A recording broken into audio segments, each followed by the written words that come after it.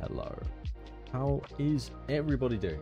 Bit of an impromptu stream, as per always. With a nice cup of lazy tea. One day, I reckon it'd be brilliant to have my own little coffee brand, or my own little tea brand. Literally, be sipping on lazy tea while working on lazy tea. Doesn't that sound fun? I'd right love to do that. So today, yeah, I do think everyone's going to be at school. But the thing is, right, I work from like 6 o'clock in the morning until 1 o'clock at my job. And my partner works until about 5:30.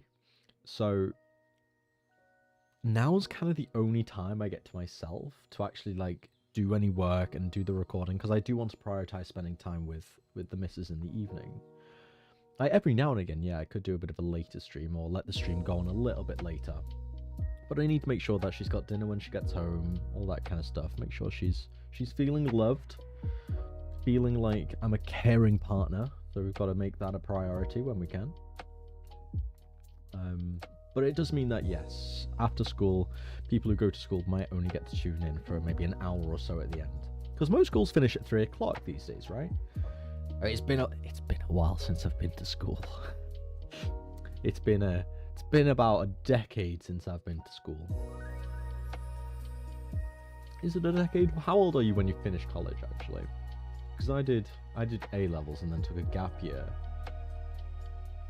So it's maybe not quite 10 years, maybe like 8.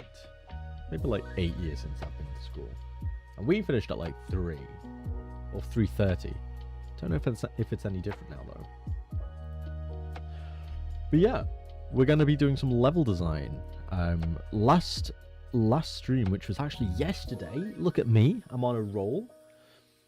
We set up a bit of a template. It wasn't the most entertaining thing ever, but we did get it all set up so that we can essentially hit the ground running. And I did a little bit more of a mock-up today, more kind of refined what the tutorial area is going to look like. And this is literally just the tutorial area. Kind of a good enough space for us to showcase the different things that we need to show off, tutorialize certain aspects of the game, but also giving enough leeway that we can add to this if needs be. So the main kind of flow state is, this is where the player is going to start. There are going to be rooms over here to the left hand side. There'll be something or other around here. I don't know what it'll be yet. Might connect to these parts at some other point. It'll most likely be kind of like this area here, which is this cave part. So the caves will probably continue to the left. That's probably what's going to end up happening most likely.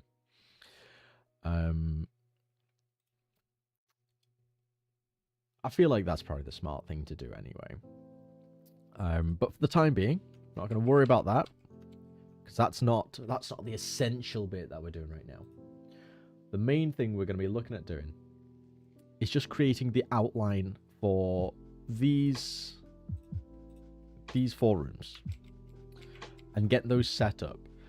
And then once we've got a little bit more time, or once these have been kind of just immortalized, we can actually go in and actually figure out what the nitty-gritty parts of each of these levels are going to be. So the main kind of gameplay flow that you're going to do is you're going to come through here as the player. You'll come up into this room, which is this one here, by this entrance. And the main flow is you'll take it up this way. This is how most players will end up going through this. However, I'm going to have it such that you can come through this cave if you discover it. Most people should discover it, because I keep clicking on the wrong thing. Let's move you over there. Because we've set it up in such a way that you start here. One of the first things you come into contact with is this set of crates. And I do have the functionality for it, I just haven't incorporated it just yet, but there's going to be a little pop-up that comes up on the screen that says press X to attack, press whatever button it is, right? So one of the very first interactions you're going to have in this game is that you're going to be attacking these crates. Now that's important. We're going to solidify that by making you do it again. So you're gonna attack some crates to progress. You're gonna encounter your first enemy, which in this case is the fox, in this little mini enclosed arena of sorts with a little drop down, so you can just jump over it if needs be. But then you're faced with these crates again. We're gonna double down. We now know from multiple instances that attacking these crates destroys them. So you'll go on your merry way. You'll continue on, and you'll get to this bit. You'll get through the scene. Now, the main path that most players will naturally end up taking, by default, is kind of continuing up. Because the player, if I can select the player, no, it's not the player. Oh yeah, the player's like quite groovy. The player, you're coming along, you'll fight this enemy, yeah. You'll be down here, right? You're gonna have to jump up multiple times. You're just naturally going up, so that's gonna be the main point of progression. You're gonna up, whatever it ends up being. I need to add another ledge or something or other here, maybe a little ladder or something, so we can get a little higher, and then we can introduce this. That'll be a nice way for us to introduce a new kind of mechanic. If we're gonna go with ladders, or if we're gonna go with vines or something or other, there'll be something that'll take you up here, right? This is actually all temporary. This probably isn't going to stay here, I'm not going to lie, as a thing. But, bottom line is, I can't even bloody select the things. Let me set it so none of that is interactable. I still can't, there we go. There we are. So most people will go up here. Now remember, we've reinforced to the player on several occasions that attacking crates destroys them. At the corner of your eye, you're going to see these. And I kind of showcase why we need to reinforce that behavior first. Because the camera itself... Oh, I've got so many different things open. I forgot about that. Let's unload you. I will unload you. There we go. That should work. We don't like it when we get that many errors. There we go. So, I'll just come over this way. You fight this enemy. You're having a time of your life. You're going about your business. You don't kill the enemy. There we go. So you're going to come along, and you'll notice that the camera itself actually locks to the side of the screen. It locks. Okay? So that's another reason, because it's locked, that itself kind of showcases to a player that there's a barrier. And the natural indication, because the camera itself is no longer moving to the right, the natural indication for most players is that they're going to go up. Hello! Caught this at the start. Yes, you did. We're only like 10 minutes in, to be fair. So you made it just in time. How are things going? How are you? But yeah, the natural indication for most players are going to be to go up, because the camera itself has stopped moving. Most people will associate the camera stopped moving. I can't go this way any further. But you can, if you notice these boxes. Now remember, we've reinforced to the player several times at this point that you can destroy these boxes. So some players, I predict most players will come along. They'll go up here. Now I'll be rewarding the player at this point with some kind of like gold or something or other. Some kind of currency, something groovy, something that'll pique their interest. So they will get something for coming here. However, if they venture upwards, they're not going to be able to get any further. They can't get any further. You won't have the dash at this point either, remember. So there's going to be, you're going to see up there, some kind of chest. Something you want. So it's going to be like, a bit of foreshadowing. So it'll come along, and then the natural indication from there is going to be that you're going to go up. And you'll continue on with your ventures. Okay? So that is where the next thing is going to come in. I might have it such that some players are able to get up here. Whether that is using some kind of advanced Metroidvania technique, something or other. I'd quite like some players, if you know how to do it, to be able to come up here. But most players will end up going around this way. Speedrun glitches. Exactly. I want this game to be like a speedrunnable game. because we've got some people who have already done some speedrunning in the old demo. And it's cool. It's cool seeing people, A, break the game in ways I didn't realize, but also B, break the games in places that I purposefully wanted them to break the game. Right? I'm building this game with speedrunning in mind. I want people who know certain mechanics to be able to actually succeed better and be able to skip certain things. And this, remember, all this is tutorial. You don't need to do this. If you're a veteran Metroidvania player, you're not really going to learn anything by doing this. So maybe it could be something like we have a stalactite fall down, right? And if you time it just right, you can pogo off the stalactite and access this area, meaning you can skip this room, and you can skip this room, and you can skip a bit of this room as well. That will make a big difference when it comes to speedrunning. And there'll be some kind of reward. Because remember, at the top here, there's going to be some kind of reward. It'll incentivize the player to get it. You know? How we go about doing that is up for debate still. That's something I'm still going to have to figure out. Or I might make this easily accessible, and then this room is where the additional bit's going to happen, right? So maybe on this there's a line of spikes. So this is where there's a bunch of spikes here or something or other. A veteran player, or let's say a newer player is going to look at these spikes and they're going to be like, nah, I don't like that. I can't jump that far. I'm not going to go. But what's a veteran player of the Metroidvania series going to do? What are they going to do? They're going to try and pogo that. And they will succeed. They will. Because I already have pogoable spikes. A perfectly balanced game with no exploits. A perfectly balanced game with exploits. The exploits make it perfectly balanced. Because that's the thing. There is no such thing as true balance in a game, right? There is no such thing. It's impossible because you've got so many different types of play styles. You've got so many different aspects of like design that like you're never going to find that perfect balance. And it's actually the imperfection of things that make things perfect, you know? Because I always do this thing. I always like I play League of Legends and I play MOBAs, right? Terrible, I know. I shouldn't be playing such a toxic game like League of Legends, but you know, we all have our vices. And whenever I play with people, they're always like, "Oh, the game is so unbalanced. Why would they buff this champion? Why would they nerf this champion?" I'm just like, to make things unbalanced. You don't want a perfectly balanced game in a MOBA. That'd be boring. Everyone will just play the same stuff.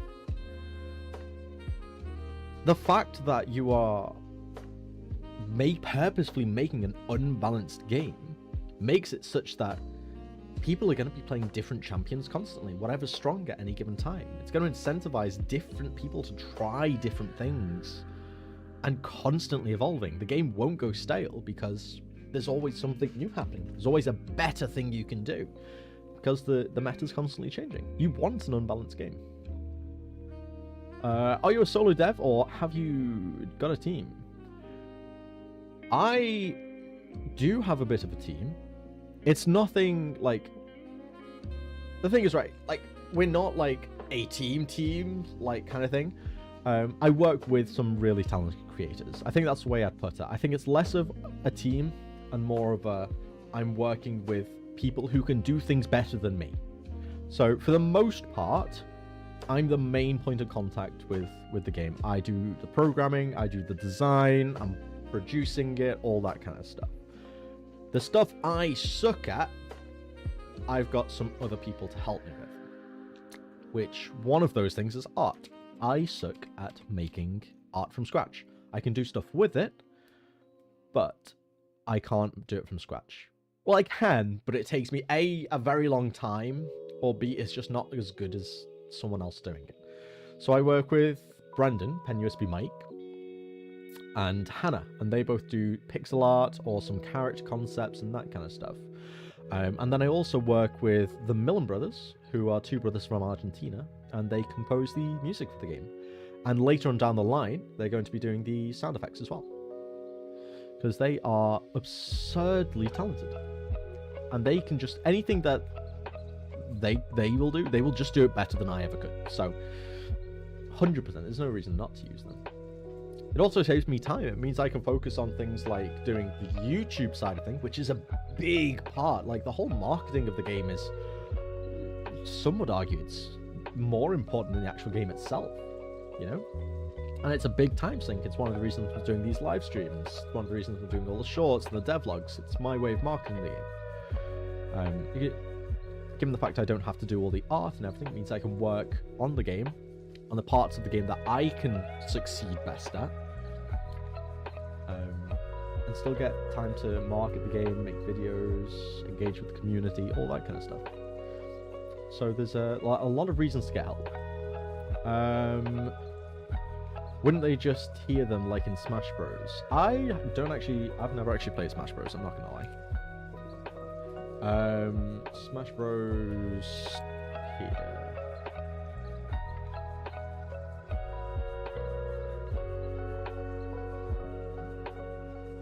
Tier list.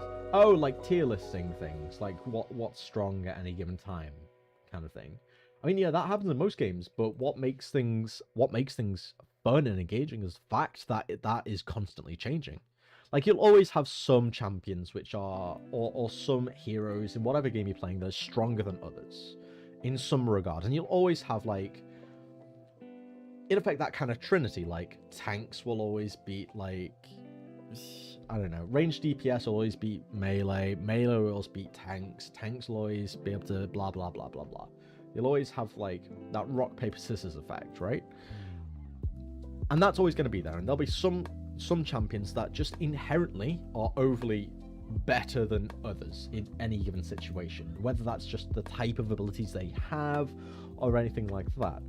But by tuning the numbers and even reworking champions every now and again, it creates that imbalance that no champions are ever always the best or they're always the worst. Like, things will always slide between those different tiers constantly. And that flow, that flow state of things becoming balanced, unbalanced, better, worse, that's what makes the games engaging, especially live service games. The fact that things are unbalanced means things change. Change means you try something else. Trying something else means that, well, suddenly your skill difference is varied, you know? It's just one really easy way to make the game feel less repetitive, you know? And that's cool. That's really cool. It's a really clever way of getting people to try different things. But yeah.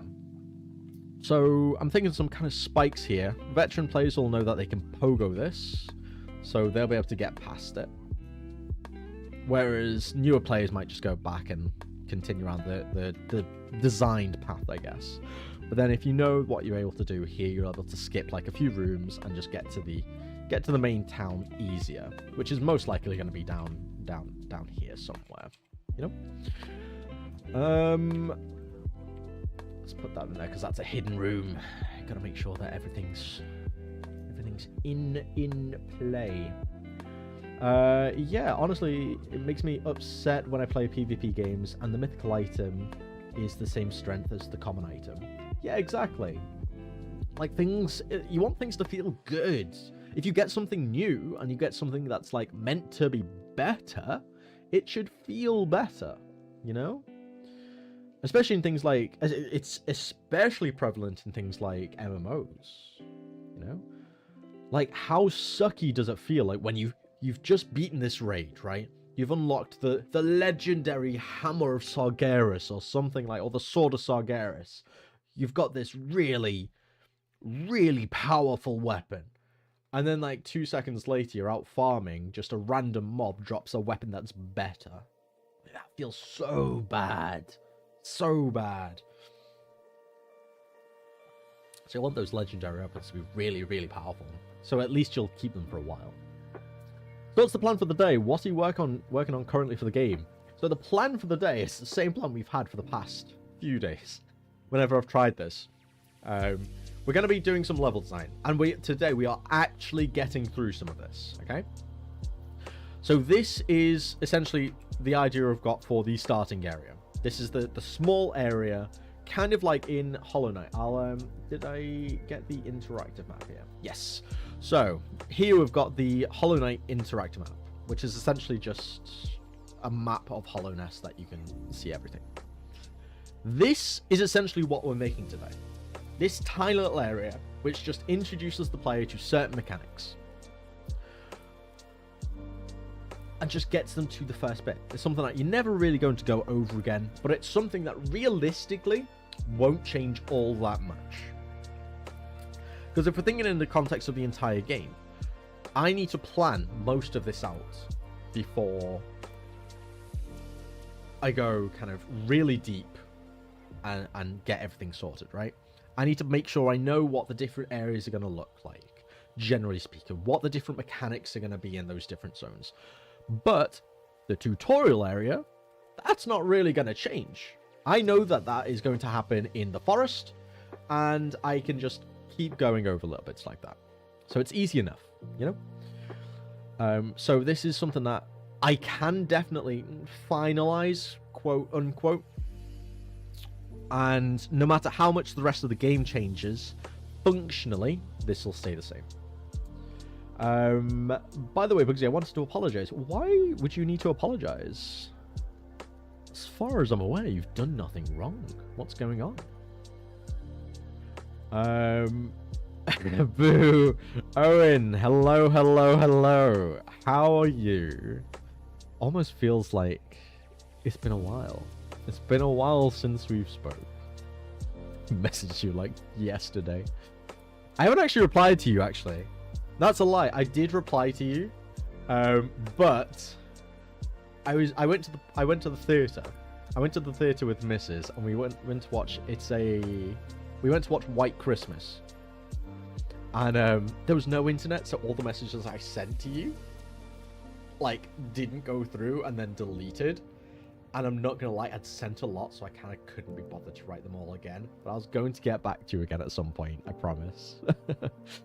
Are you familiar with E-Growth? I'm not even going to pronounce that. Video on Mega Man X and teaching through level design rather than express tutorial. Sounds like what you're doing. Yeah, and that's exactly kind of what I am doing. So I'm not... When I say tutorial area, it's not as in like... It's not going to be telling you exactly what to do, right? For the most part. When I say tutorial area, it's more along the lines of, within this space, you will learn the foundational aspects of the game. You will learn that you can attack certain things. You will learn that you can pogo certain things. You'll learn how to interact with something. And this won't happen through explicitly, like, dialogue saying, go up to a sign and interact with it. You'll naturally come across these things. A little pop-up might come up for certain things, but for the most part, the level design is what's going to teach you. So a great example I can show you that we've already got is in scene 1 here. So, because level design is one of my favorite aspects of game design. It's the thing I focused most on when I was at university doing game design stuff. So the first thing you're going to do, like, you come in this area. Some of you might go left. There's nothing there yet, but, you know, you will at a later date. But you'll come along and you'll work your way this way. Right. Blah, blah, blah. You're going through. A little pop-up will say, like, press X to attack, just so that you know the context of what it is. You're going to have that little, like, PvP section where you beat that box. You're going to come, you're going to attack this again. And you're going to we've just reinforced what you've just learned. That if you attack boxes, they disappear. You can come down here. There's going to be a slightly harder enemy. This enemy as well, for context, way too strong for, like, where we are at the game. But you come along here. And this already is one part of level design that is going to passively teach you something about the game. Right? So most people will come along and they'll jump up here. They'll do the little... Oh, controller was bugging. They'll jump up, and they'll come along here. If you decide to come along here, you might jump up, and you'll learn that you can mantle. You'll learn that you can mantle. And that could happen when you accidentally miss this, so you jump it up. That could happen if you accidentally miss this jump, like so. This enemy's not going to be here as well. But yeah, this is the way the level design is teaching you that you'll be able to mantle. You're going to come along, you're going to keep going. And again, you're going to look here. And if you haven't learned the mantle already, you're going to learn it here. Because you have to mantle to get up this. All through level design, I've never explicitly said there is a mantle. A ledge grab, yes, it's the same thing, essentially. Ledge grab, mantling. Through the level design, you're going to have that. You're also going to look down here, because the camera stopped. You'll notice as we go here, the camera stops. You can't go any further, right? Most people are going to go up here and progress as normal.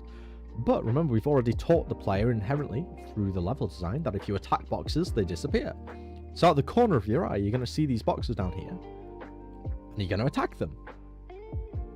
But then there's an open space, so what people are going to do, you're going to go through it, and you're going to discover a hidden area. There'll be some ding-a-ling-a-ling-a-ling, some kind of euphoric thing going on, and you're gonna discover things. Again, I've not explicitly said there is a secret room down here. I've not said that, you know, going this way will lead you to somewhere new. But through the level design, we're able to tell players that, like, these things exist in the world. Keep an eye out. There'll be things hidden there. This has also taught the player that hidden rooms exist. It's pretty cool. And we've not explicitly said anything except press X to attack. You know how to fight. You may know how to pogo, because as well, another thing I forgot to mention, there is a reason that we have here, there is a reason that this fox is lower down. Because if you attack down, you're going to realize that you can pogo. I'm not going to say that. No, players aren't going to know that they're able to pogo. And then yet again, you come down here. The enemy's below you. It's another opportunity to learn to pogo if you didn't do so earlier. And then we might have an enemy up here, and if there is, then it might give the opportunity to learn that you can do an upwards attack. Something like that. So there's even just in these two scenes, we've already taught the player a lot without explicitly saying anything. I think that's pretty cool. I think that's pretty cool. And there's going to be a lot more of that. This whole section, this whole tutorial area, is going to be emphasizing that stuff through the level design and how I shape the levels themselves. Every single one of these rooms is going to teach you something new that you will be able to do throughout the course of the game. Whether that's being able to pogo on spikes, whether that is ledge grab, or whether that is learning to use your roll. Because you're going to have your roll from the very beginning. You're going to know how to do those things through teaching them through the level design and not through explicit dialogue. If there is something that's a bit more nuanced, such as maybe, oh, you can use the roll to have iframes. Obviously, I'm not going to say that to the player, but I might say like, oh, you won't be able to hit an enemy, won't be able to attack you if you roll past them. I might have a little sign or a little body that's on the floor with a little note attached saying, oh, if you do this, you'll be able to avoid the damage, and you'll be able to teach. My roll gives iframes. Nice, I can use that in combat. But yeah, level design is cool. Level design is cool. Boo, you know I love you. Yeah. I know you haven't. Honestly, just par the course for your replies. Boo, I can't with your lies. I know. I'm sorry. I'm sorry. What's your issue? Oh, no. Oh, Ozar is a friend in real life. They have a flair for the eccentrics. And yeah, no, this is just how we talk. It's all good. There's no beef here whatsoever. But I am notorious for being really bad at replying to messages. I really am. If anyone who knows me, I am like, I don't check my messages all that often. Like, Discord is a bit of a different thing because it's kind of like, not that it's my job kind of thing, but like, this is ultimately what I want to do, so I do prioritize messaging on Discord. But Facebook, WhatsApp, anything like that, like, I don't get back to people. I just don't read messages. Because I don't really go on social media all that much, except if I'm doing work. And by work, I mean community engagement and that kind of stuff. It's not really work, it's just stuff that I have to do for the game studio, you know? My issue is the man's replying late to my text. Just outrageous. But I try and love him all the same. Does he have to reply, though? Yes, I do have to reply. I do love Owen. He's great. He's great. I love you, boo. Man told you mean let's grab. My Discord got hacked and they... Oh, that was you! Oh, you naughty, naughty boy. You naughty boy. I remember now. Oh, you did do something wrong. Yeah. That was a bit awkward, wasn't it? It sent to quite a few servers, didn't they? I do accept the apology, though. Don't worry whatsoever. Things happen. Things do happen.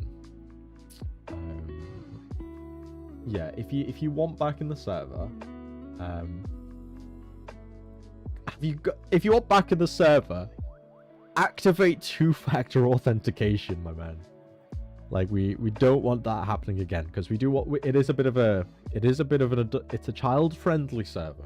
We're a child-friendly and a family-friendly community, so we don't need things like that happening again. I'm happy enough to let you back into the server as long as you do have that extra security engaged. But if it does happen again, I do have to give you that fair warning. If it does happen again, I'm not going to be able to let you back into the server. But I will let you off this time with a light slap on the wrist. So I'm going to unban you now. And if you there should be a link in the description of this stream, even taking you to the YouTube. You can just join back in. If I can figure out how to unblock some people. Totally professional person here. Oh, bans. There we go. Okay, there we go. Okay, the ban has been revoked, so you should be able to join again now. Happy days. Lazy Studios, gonna be getting into making videos soon on art/game dev. Are there any topics you'd like to... let me move this ever so slightly. It's really annoying with YouTube. You know the little heart that's in the bottom right-hand corner? It covers the messages sometimes, and I can't read what it is. But yeah. Are there any topics you'd like to see that nobody else does?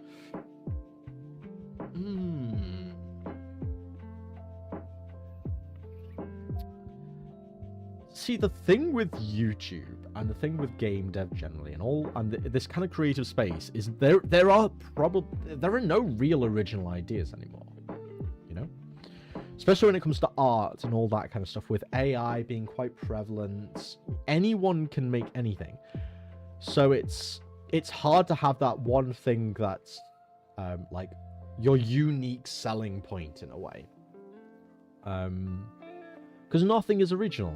You kind of want to just see what does well, what you enjoy, and be consistent with it. I think that's the most important part. Being consistent is a billion times more important than being unique, you know? Hey guy, I saw your stream in my recommended tab. What's up? Oh my goodness, YouTube algorithm promoting my live stream? That is crazy. I'm doing good. I'm doing good.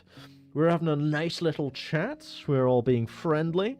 We're yeah, and we're doing some level design for my game, Amber's Tale, an action Metroidvania.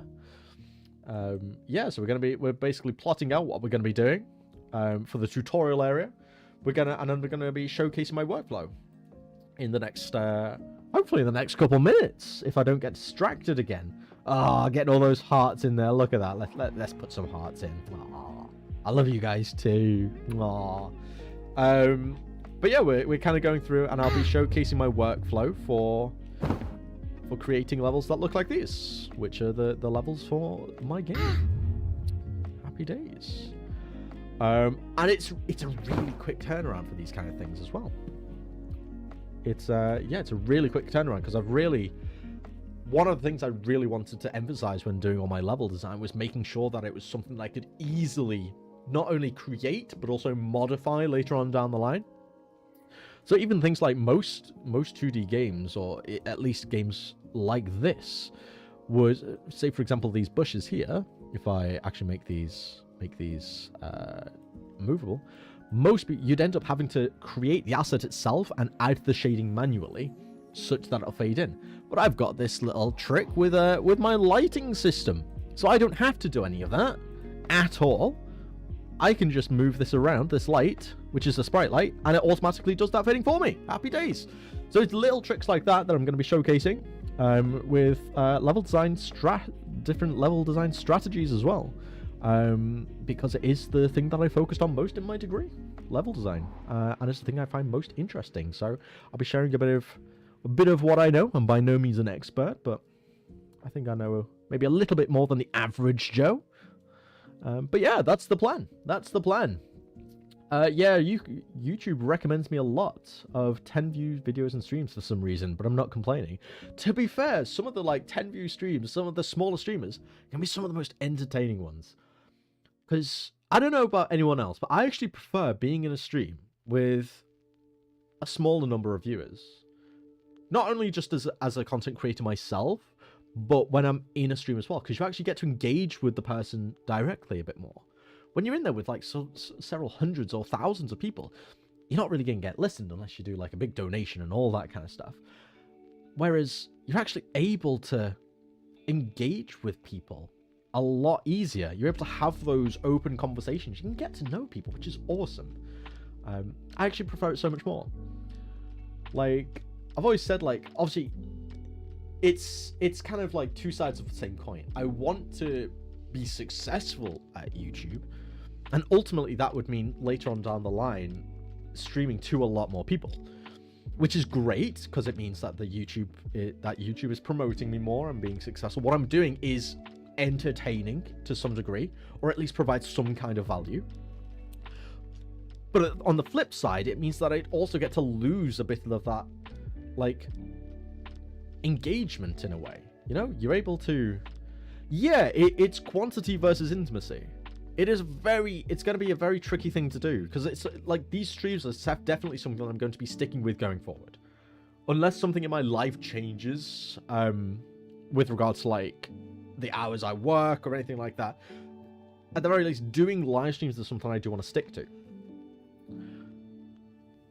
So it is that trade-off of, how do you go about that? How are we going to combat that?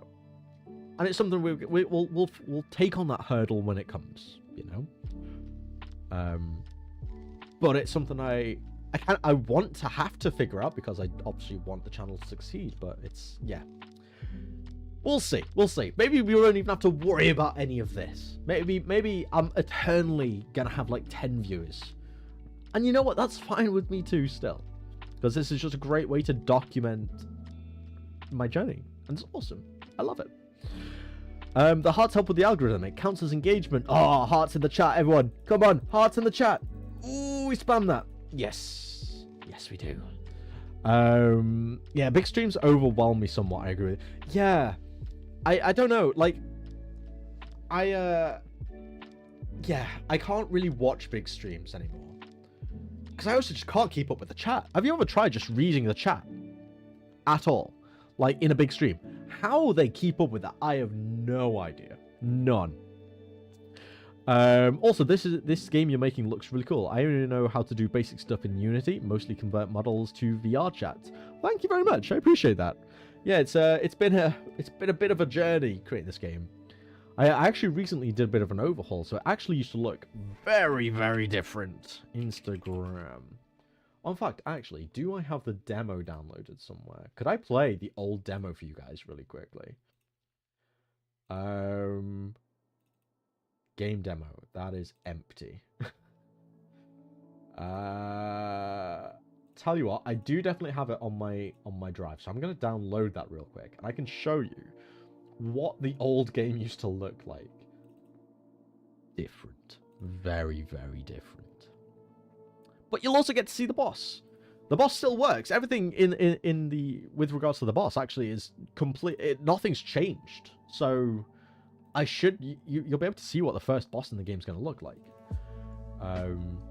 So yeah, I made a new account with extra security and joined back. So don't unban the old one. Oh, I'll go back and ban your old account. Come back with a ban hammer. Go.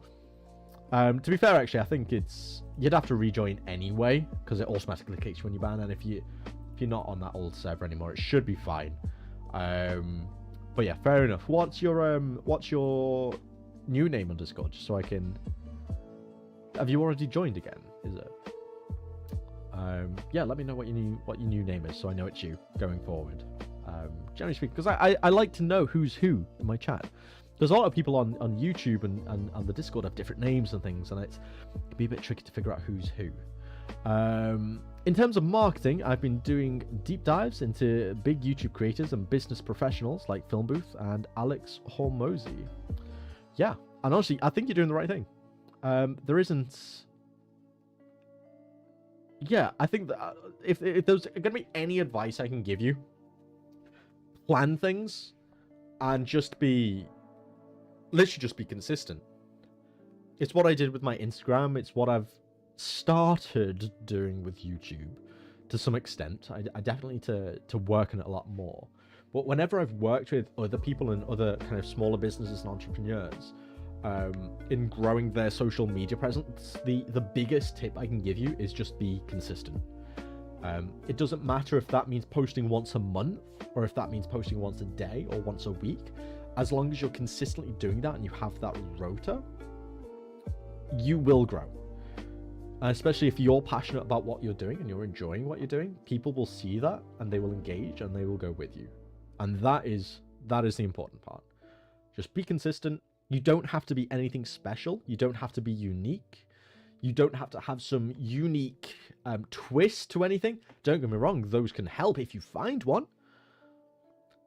But you don't need any of that.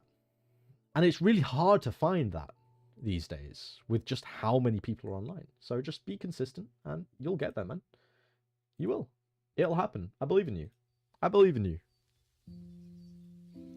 Ooh, that's the wrong one. That is the boss only. There we go. Here's the demo. I'm just gonna download it now.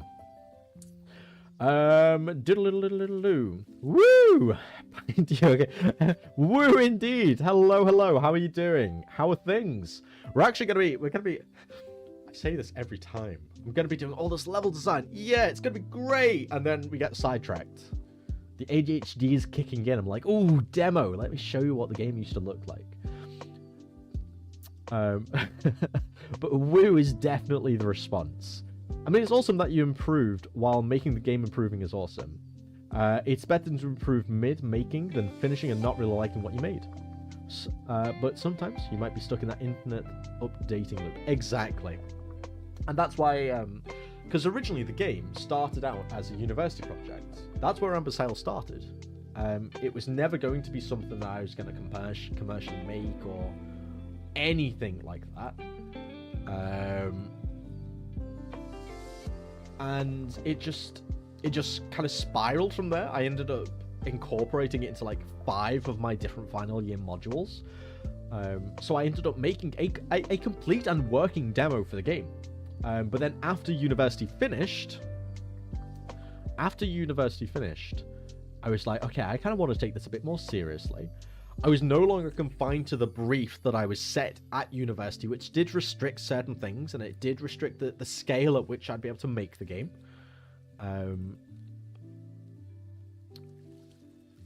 So I really sat down and was like, okay, let's see what's going on, and yeah, let's just give this a go. Let's try and do this seriously. But you'll see, the game is very, very different. We have music. What's that? We have music in the game. We also have AI. You'll you won't recognize a lot. If you've watched any of my recent devlogs, you're not going to recognize a lot of the stuff that's in this. It's a very different game. It's a very different game. It's definitely not as juicy. It doesn't have that fidelity. It was a uni project. It was something I had to whip up in a couple of weeks. But I went back after I'd finished this project, after I'd submitted everything, and I basically said, okay, if I'm building this from the ground up, I need to do it properly. So I refactored a lot of the code.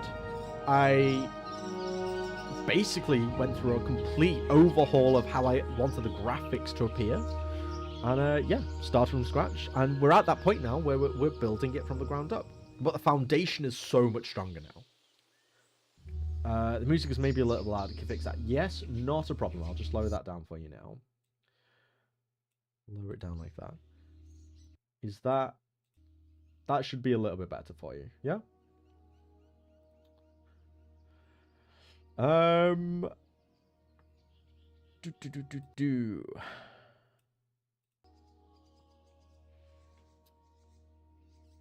Nana is the new name. Yeah, I saw that you joined a little bit. Plus, I've started my own Metroidvania, but I'm stuck at creating assets. Yeah, that's why I don't do that.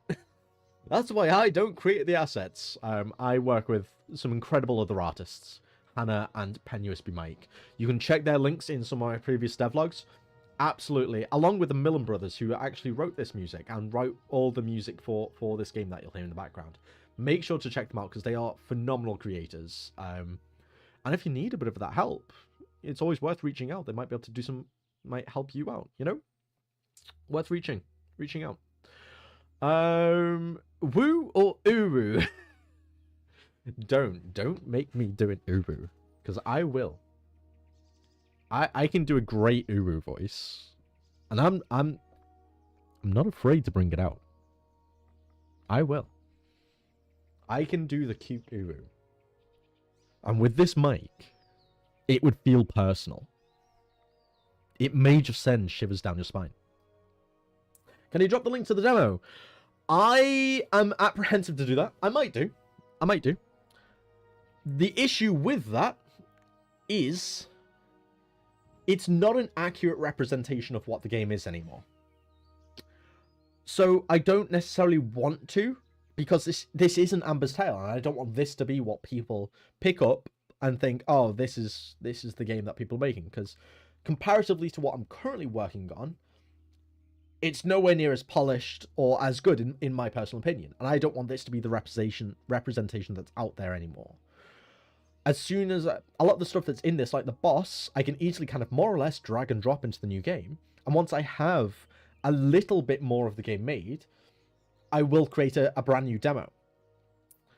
But I do want to have a few more levels in. I want to make sure the boss is at the end as well, so you are able to play the boss, and go from there.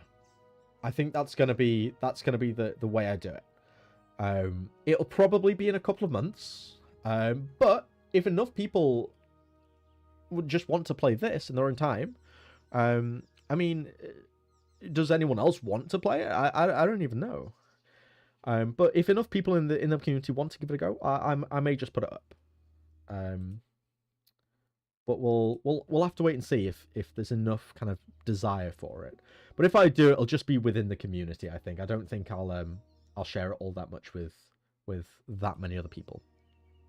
Music is a little. Oh yeah, planned prototype polish. Yep, exactly. I'd actually add a little bit. I'd add another step. Let me get paint open. We love a bit of paint. We do. Let's do this. There we go.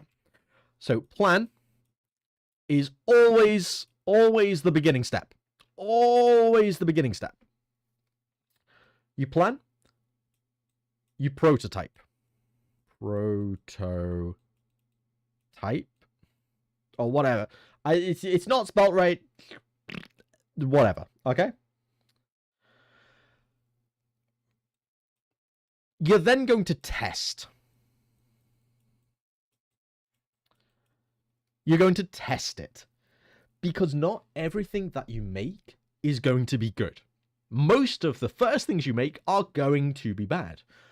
Whether that's bad code, maybe there are lots of bugs involved, maybe it doesn't work in the context of your game. There are many, many different things that could change a certain thing that you're doing. Either way, testing has to happen. You test, you refine, and you test again. So this becomes a circular loop within the loop. And then once that comes, you kind of like come up here, and this is then where you polish. Right? So you plan something, and then this will take you back into there. So you'll plan, you'll prototype, you'll test and refine. You'll do that over and over and over again until you're satisfied with like that specific feature. Then you will polish that feature, and then you'll move on to the next thing. And all of this, by the way, for context, is part of an even bigger loop. This is all just different aspects of the game. This is all just like features. These are all features. Features. So with these features, you'll then also test them in relation to each other, making sure that your different features work alongside each other. You'll then refine. You'll do this again. You'll come out, you'll polish, and then you'll go back in again. So there's lots of loops within loops within loops. It looks really complicated, but it's just a case of plan something, prototype it, see if it works by testing it, and not just your own testing, but get other people to test it as well. Refine that based on the feedback, test it again. Get some feedback, test it again. Then once you're happy with the state that that feature's in, polish it. So maybe that means adding the art in. Then you just rinse and repeat.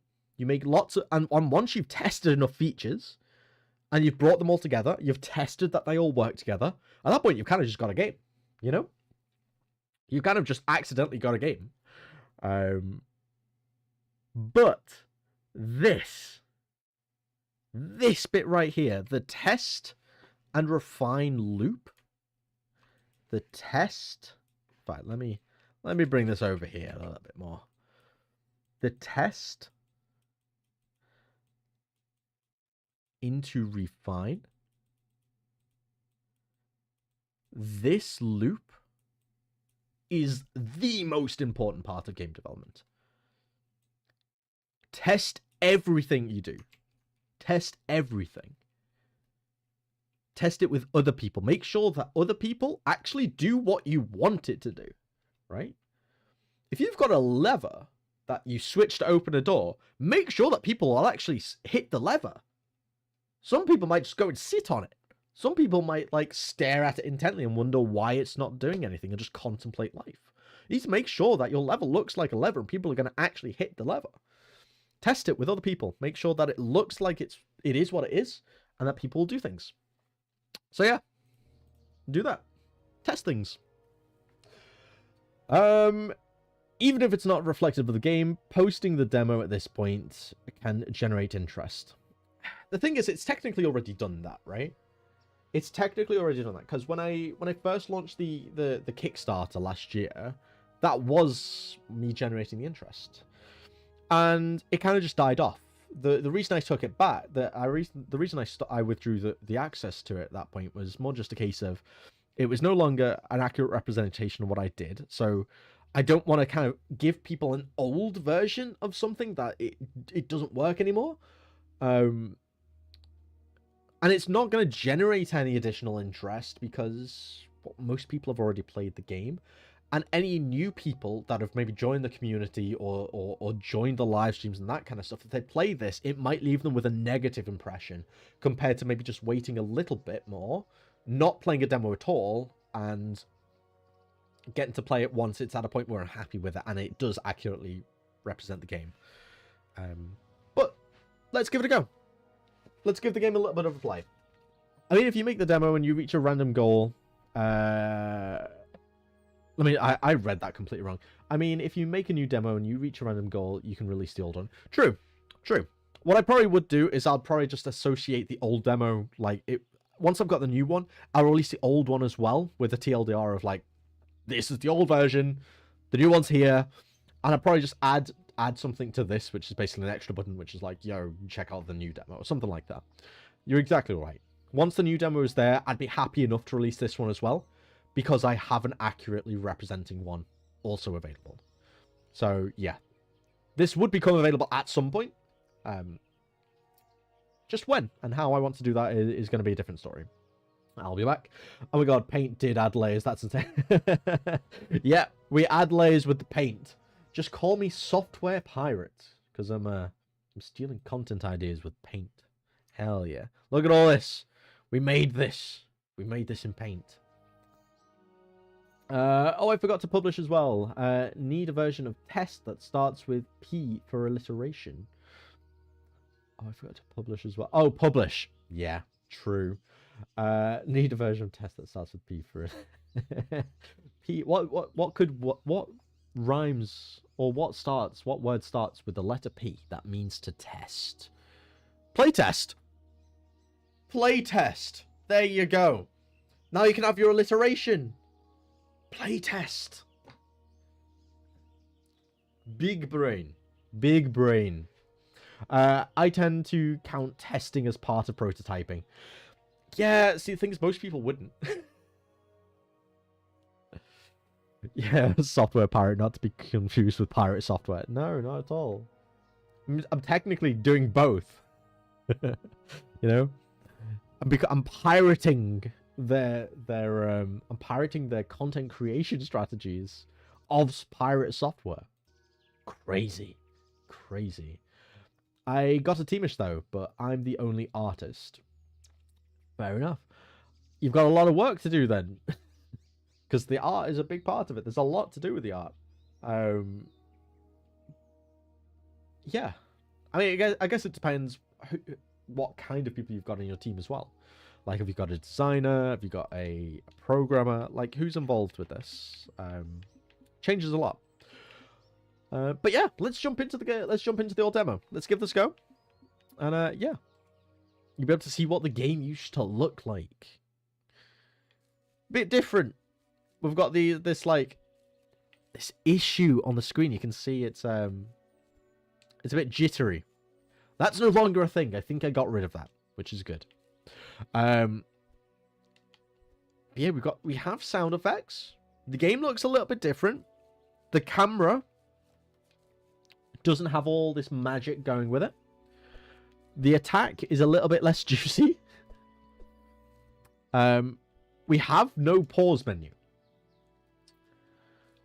The only way to exit out of this current version of the game is to Alt F4.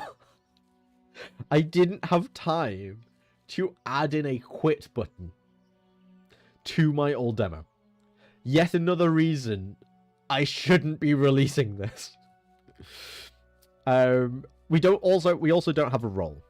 Everything's a lot darker. The foreground assets are a bit more prevalent in that regard. But yeah, the game looks a bit different. And this is what I mean. See, I've got the little pop-up when you get to the boxes. It says attack. There we are. Ooh. We do have a currency. And the enemies drop some kind of XP orb kind of things as well. You'll notice already this is a little bit different. Oh dear. This is a little bit different. This forces you to mantle. So you have to mantle to get up here. I really like this aspect of the demo. This is something I might actually go back to. The other option, of course, is to just jump up this way. But most people probably won't do that because they'll see the enemies up there and they'll end up just coming along and mantling here. Which feels good. One thing I must say, though, I quite like the way the gravity feels in this. I might have to readjust the... It's a little bit too floaty, but I feel like there's definitely a mid ground between the current version and this one that I could strike a balance of. We've also got some fog walls when we get to the when we get to the next bit. We also have some NPCs. Oh, rip. Uh-oh, what's gone on? Stream died? Oh no! Is it back? Is the stream doing okay?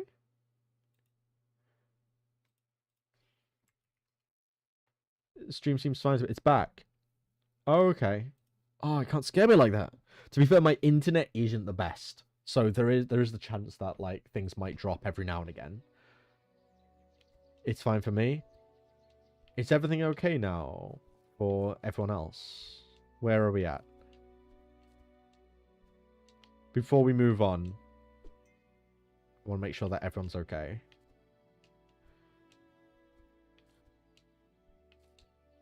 Seems to be fine for a few people. It might be a case of maybe just refreshing the screen. Potentially. Ominous Skulls in the corner.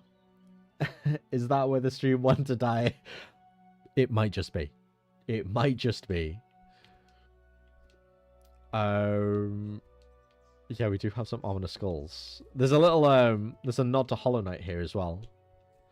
It probably cut out for a couple of seconds and people were a bit behind and didn't notice. Maybe. Yippee, you're back. Okay, so everything's okay. I might have just dropped a bit of a few frames there then, potentially. Hopefully it's all right now. I hope it's all okay. I'll presume everything's going smoothly again, and I'll engage with our first NPC. Now, this is a character that is going to be in the game as well. All these assets, so the pixel art and all that kind of stuff, the artwork that you're about to see, is all going to be in the game again. And I've got the framework there, so I'll be engaging again. So we've got Aveline. This is going to be one of the characters that you'll meet pretty early on in the game. You look like you're in a bit of a daze. Are you all right? I'm Aveline, and this is Shadow. And you are? The silent type, I see. Listen, this place can be dangerous, you know. There's something about it lately. I'd be careful if you're planning on sticking around. Thank you, Aveline. I appreciate that. And Shadow, of course. We can't forget Shadow. We also have this area up here, which leads to absolutely nowhere. I didn't add any additional abilities that allow you to get up here into the demo, but I wanted some foreshadowing. And it was also something I had to do for my brief for the university. So, foreshadowing! We can destroy the crate, we just can't get past it. And if we did manage to get up there somehow, you wouldn't be able to actually go anywhere. It would break the game. Amazing.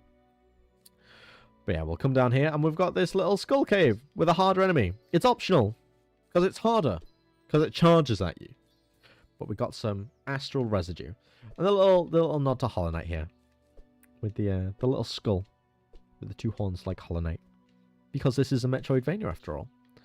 And then we've got all the pogoing. It's weird. I keep going to press the roll button, but I forget it's not in this game anymore. It's not actually in this version. Zig, welcome back, Zig. Welcome back. The Dead Knight, exactly. Looking at the state of my health, it's what I'll be soon and all if I don't get my act together. Oh, come along. Oh dear. Oh dear. I can't play my own game. Also, fun story. I'm terrible at video games. Terrible. I'm making games, but I'm very bad at them. I'm okay at strategy games, but most games I'm not good at. Not good at.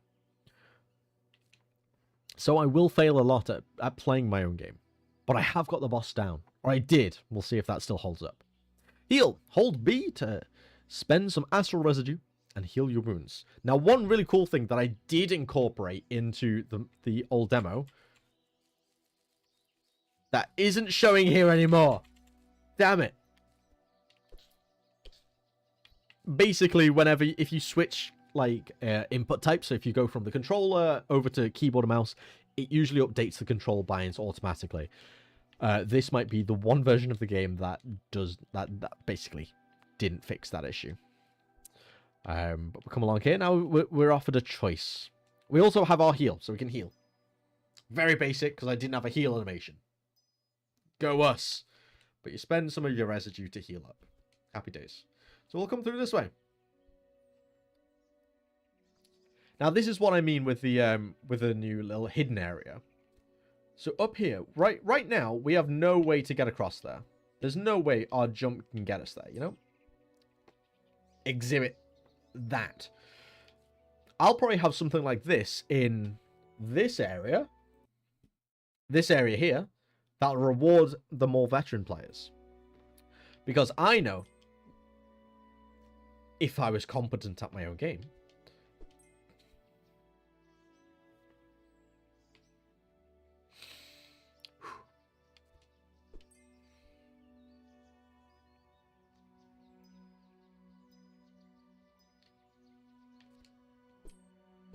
that you can pogo.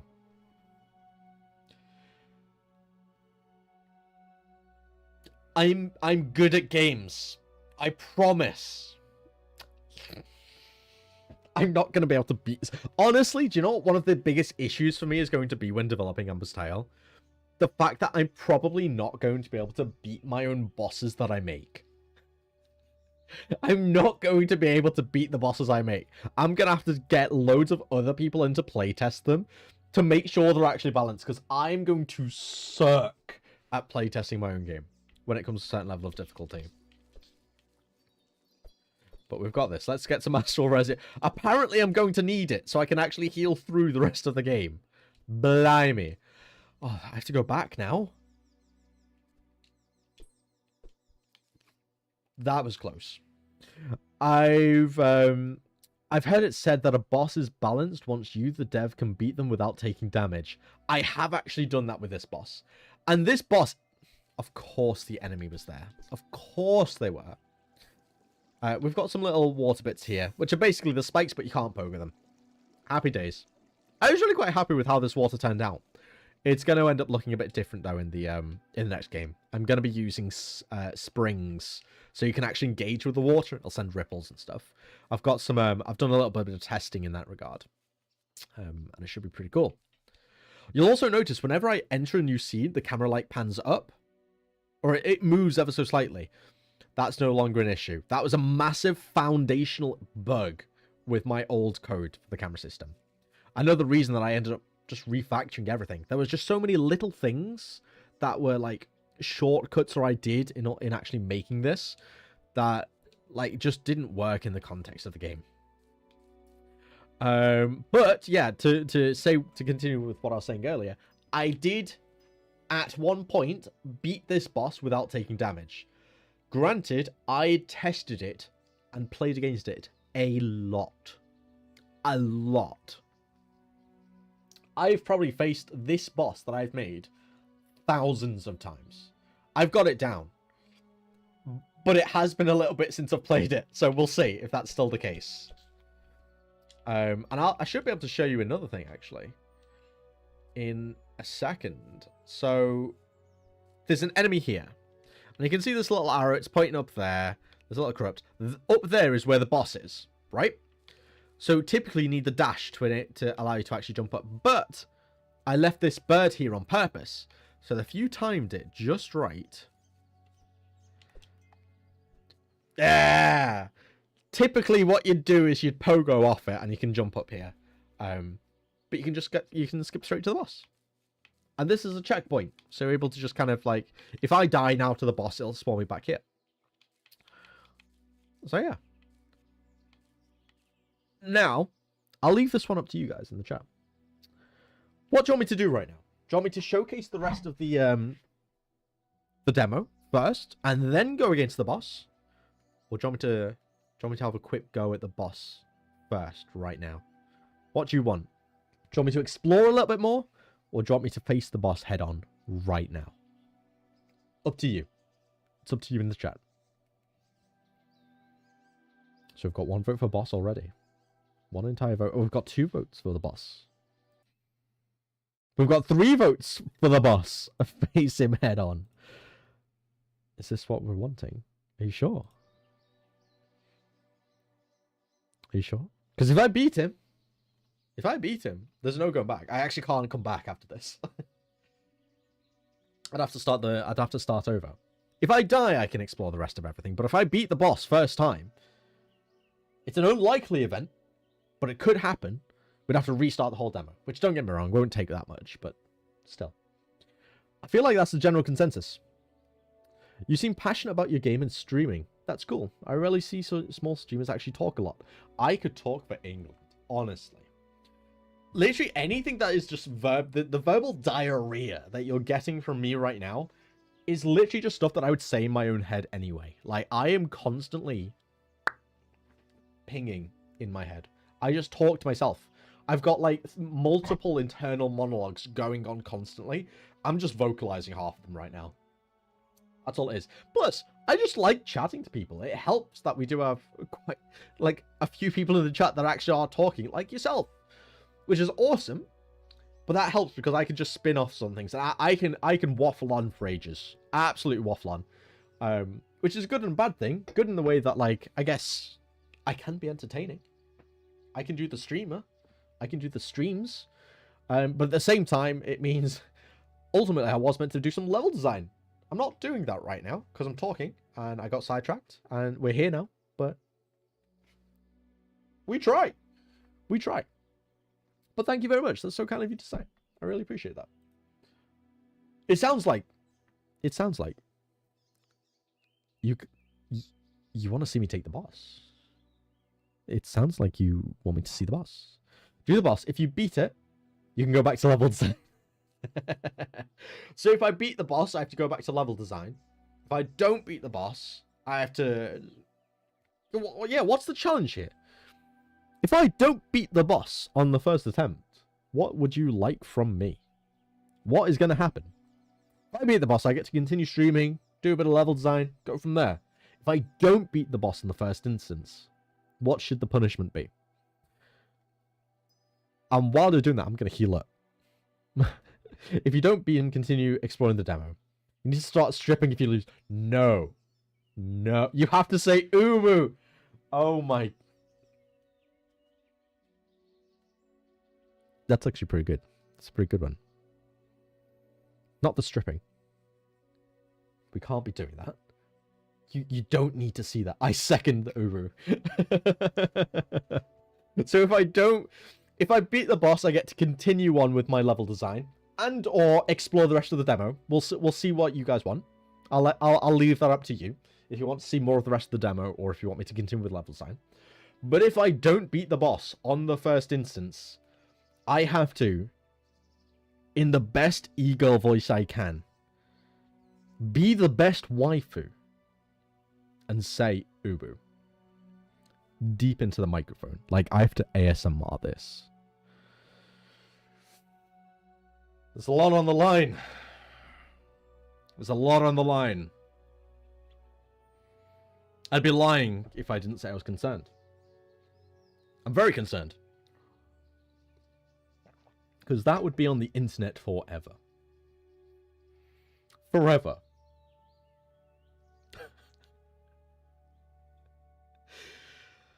Ugh. It's gonna be terrifying. I need to, like, limber up. I need to limber up. Because I don't want to have to do that. Or you can chicken out. No. I'm a man of my word. I will, if I screw this up, I will go through with it. But I need to prepare myself mentally. I will drop down. At this point, I've committed to it. I can't go back. I've got no wall jump. I've got no dash. Also, I am handicapping myself right now because the boss is designed in such a way that having the dash, which you get via exploring the level, makes doing this boss easier. So I'm actually doing this with a handicap right now. I have to... Typically what you would do for this boss is you would jump and dash over them to get to the other side. I have to pogo them at certain points of this now. It is mandatory. And we all know how pogoing went last time we tried it. Cue the clip of like 10 minutes ago when I almost died pogoing spikes in my own game that I made while describing how to successfully pogo.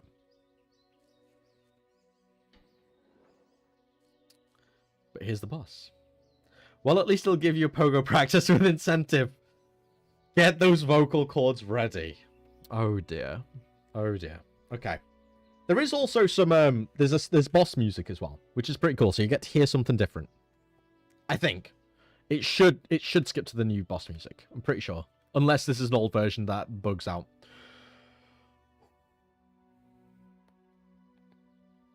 Let's have a tip of that. Let's have a tipple of tea. Okay. I'm ready. I'm ready for this. Let's do this. We're going against the Corrupt Colossal. Let's go. Gotta take this nice and slow.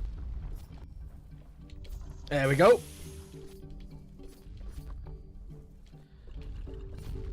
Oh, shit. I need to be careful with the swearing. Oh, my God. I am so nervous right now. You have no idea.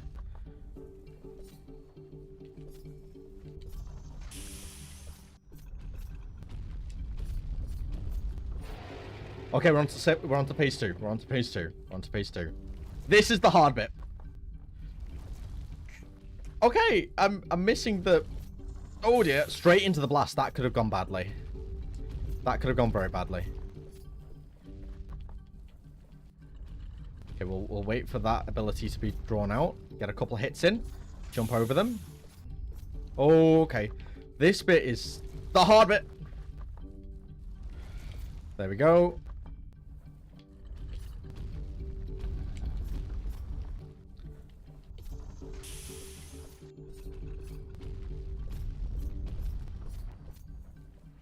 I've got to be close. I've got to be close. Whoa! No hit as well. I still got it. I've still got it. Oh my God.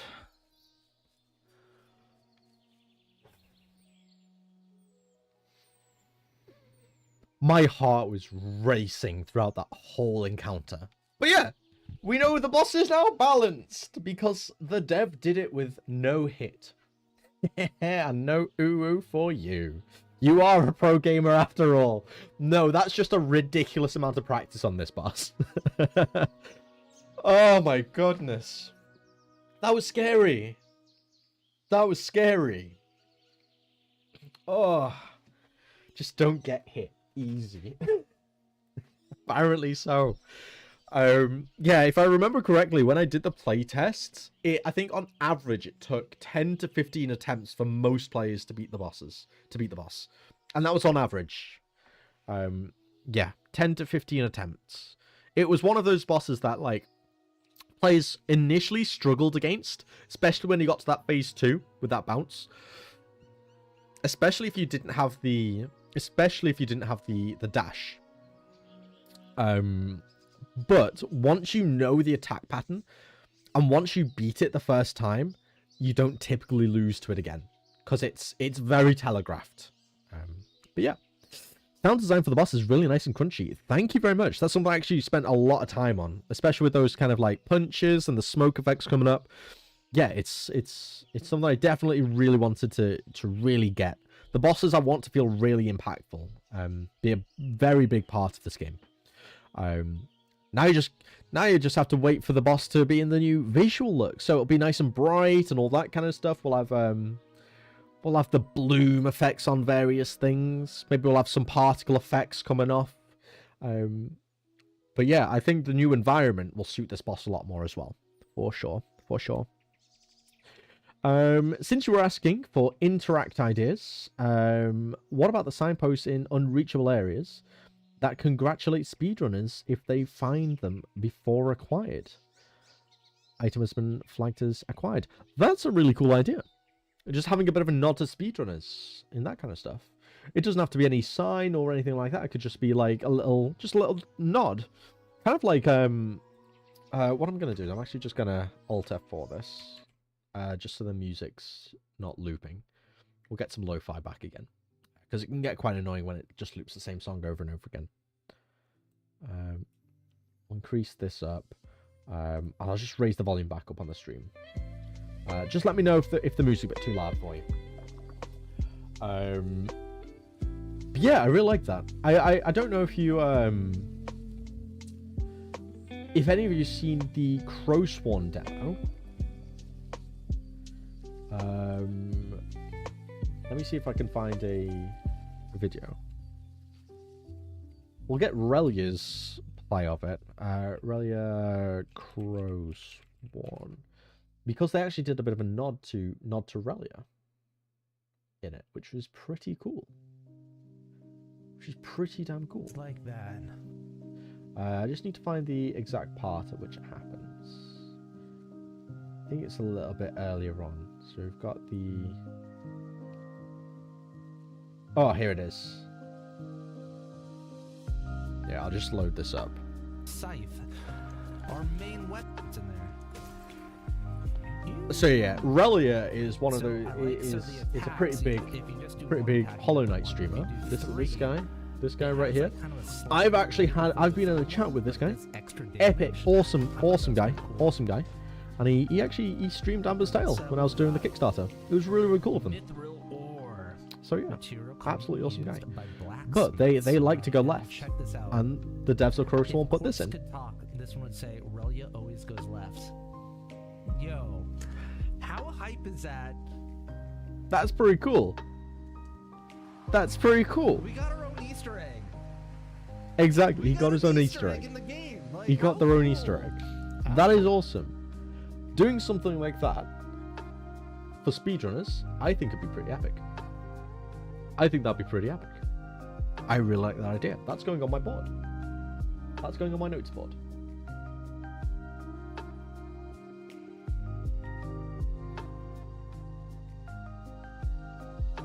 I like it. I like it. Importantly, the glitch reward needs to deactivate if you do the intended path. True.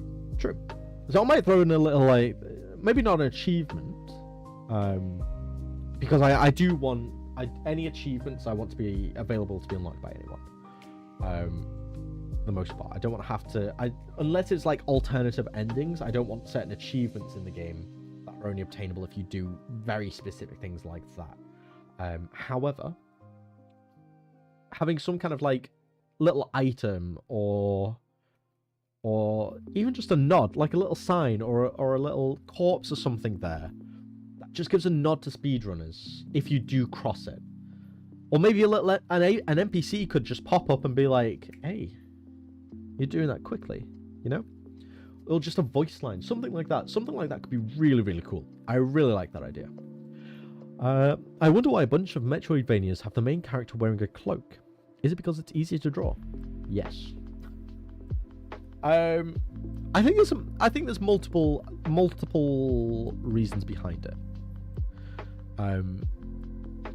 It being easier to draw generally because you don't have to worry about the anatomy of the player.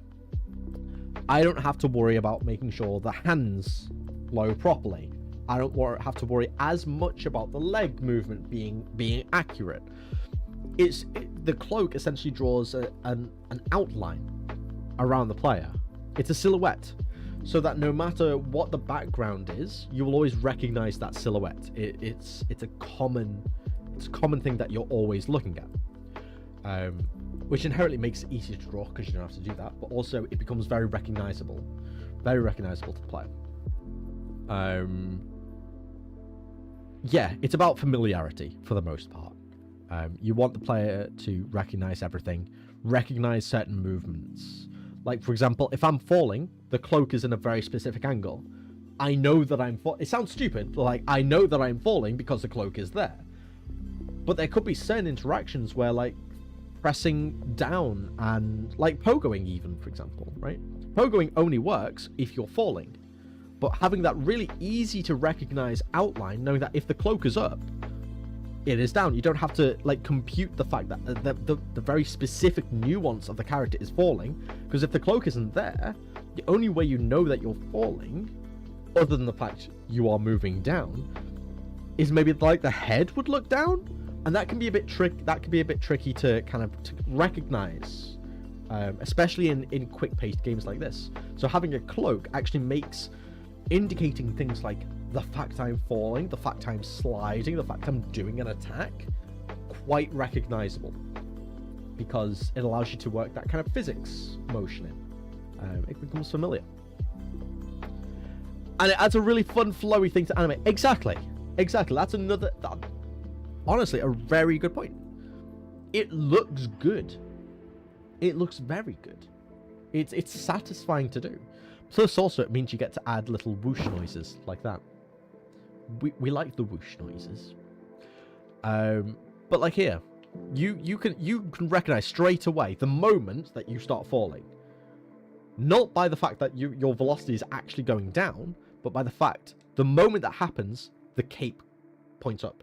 You know from that moment, if you need to do something that requires you to be falling, you can do it from that point onwards.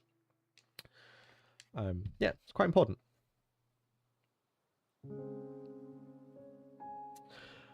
I ate spicy noodles today, but I got scammed out of the cheese part of it. It's supposed to have cheese taste, but it didn't even have a cheese smell. Does anyone really want a cheesy smell, though? Would you want the cheesy smell? I mean, the cheesy taste, that's fair enough. I feel like having a cheesy taste is always a good thing. You can never go wrong with a cheese taste. But the cheese smell, not 100% sure about. I'm not 100% sure about that. You know? Interesting. It's been so long since I've had noodles, though. I'm making a what am I having for dinner? To be determined. It's either going to be a beef ragu or just some like mince with veg. I haven't decided. Because if I do the beef ragu, it means I'm going to have to make some homemade pasta as well, and that's going to take a bit of time. But the beef ragu will taste better than the mince and veg. We'll see. Yeah, that's the only way I pick my cheese. By smell. Fair. Are you the type that likes the blue cheese? Do you like blue cheese? Do you like that really stanky stuff? You know? Do you like the stanky cheeses? Because I love cheese. I love cheese as much as any fella. However, cheese does have a bit of a stank. I don't know. Alrighty. I guess we're gonna do a bit of level design. Oh, well, no, tell a lie. I said I'd put it up to you guys. Because we beat the boss, you don't get the Uru. I'm sorry. I'm not sorry, but I am sorry. But what would you like to watch now? Do you want me to showcase exploring the rest of the old demo? Or do you want me to actually crack on with a bit of level design? What would you prefer to watch right now?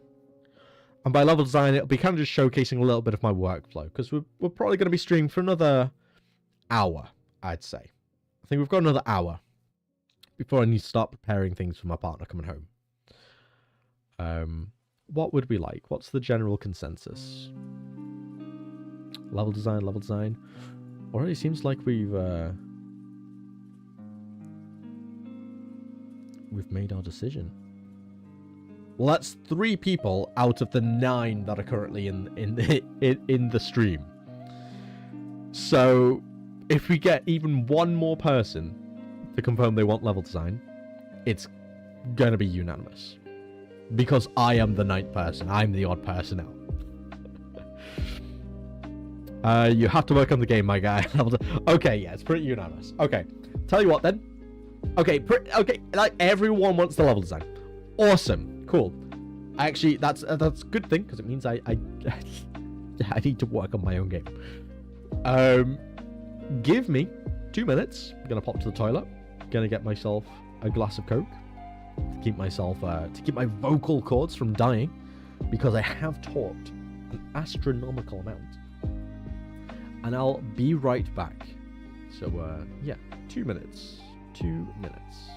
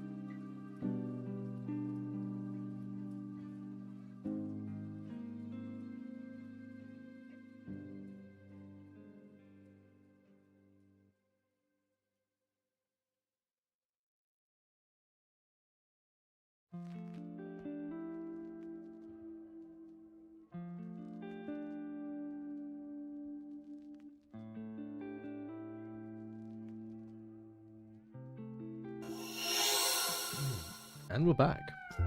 And we're back. Yes. Yeah, the transition and the other screen is pretty cool.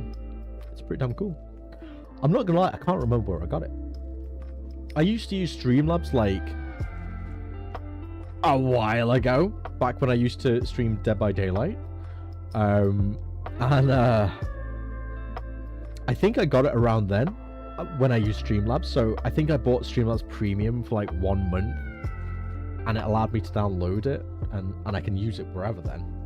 Because I use OBS now, I kind of just had everything imported over.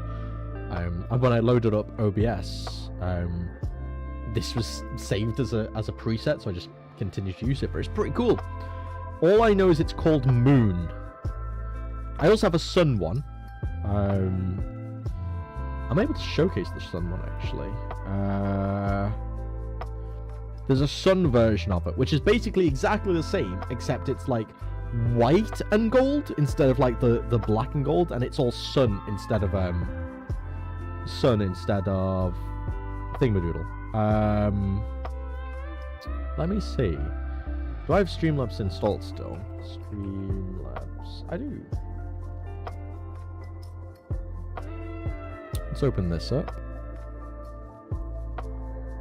Let's pull over here. Yeah, it's just called Moon. That's all I know. But there is a Sun version as well, which I'll just show you real quickly. The scaling on it's a little bit different. But this is essentially what the Sun version looks like, which is pretty cool. It's the same kind of thing, but it's a lot brighter. Got the starting soon.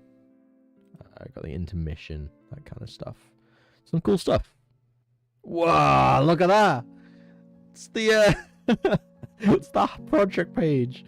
But I also had another one. I think it was the Viking God, so this is a cool one. If it's the one yeah, look at that.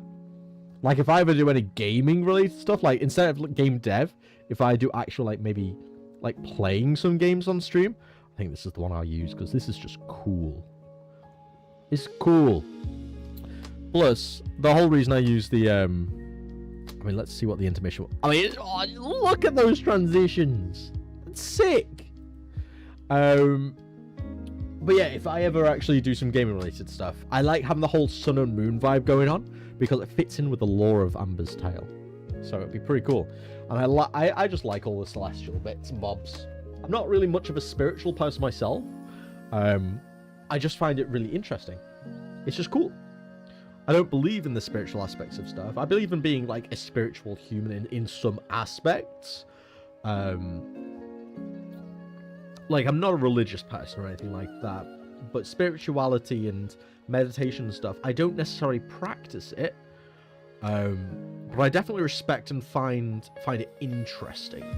It's something I probably look into, like the whole kind of like Buddhist lifestyle and that kind of stuff. Like, less so on the religious aspects of it, but the spiritual side of things is just quite interesting.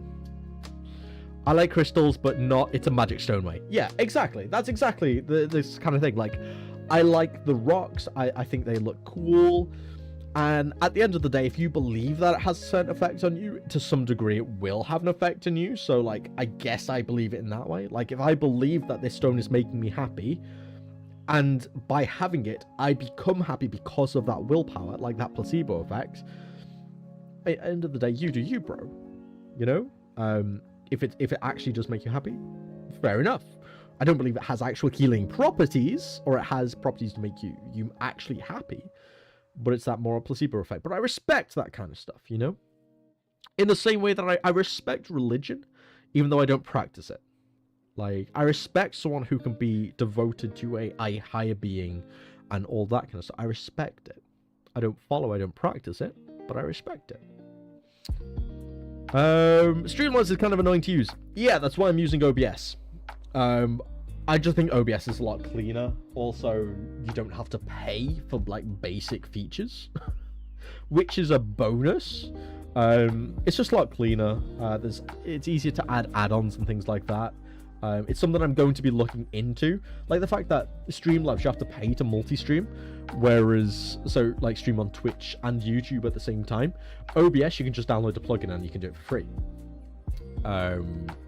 It's little things like that. It's like, why would you pay for something that is free with a different software that actually I personally think looks better and feels better to use? It's like, I don't know. Do you think it'd be cool if there was a way to infuse Amber's Tale gameplay into the screens? 100%. If I could do that, I 100% would. %1,000,000%. Definitely. Yes. Yes. I do not have the capability. I do not have the artistic ability to do that.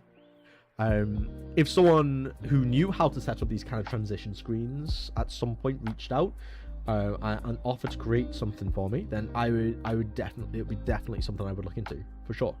And later on down the line, if streaming does become something I do, well, it's going to be something I do regularly, but if it becomes something that I can start investing a bit of money in, maybe if I start getting a bit of return on the stream kind of thing, that'll definitely be something I invest into, having a custom Amber's Tale theme, transitions and backing and all that kind of stuff. 100%. That would be awesome. Found it. It's from Streamspell for $8. Yeah, there we go. I got it when it was for, I think I got it for free because I definitely didn't pay the $8. I think there must have been some kind of deal or some promotion where if you had the Streamlabs Premium, you were able to download that. So that's probably when I got that.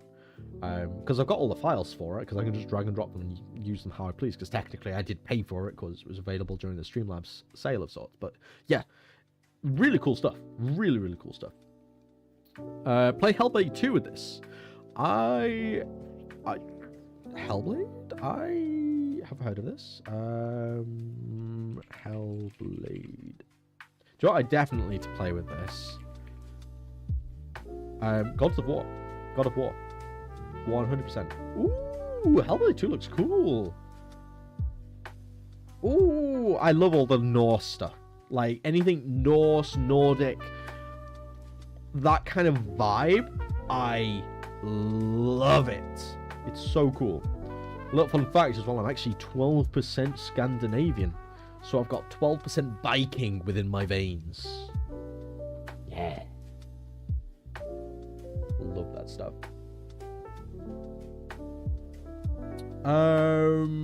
Into the call. I like Christmas, like the Magic Way stuff. Oh, pretty late to the stream, but hey everyone.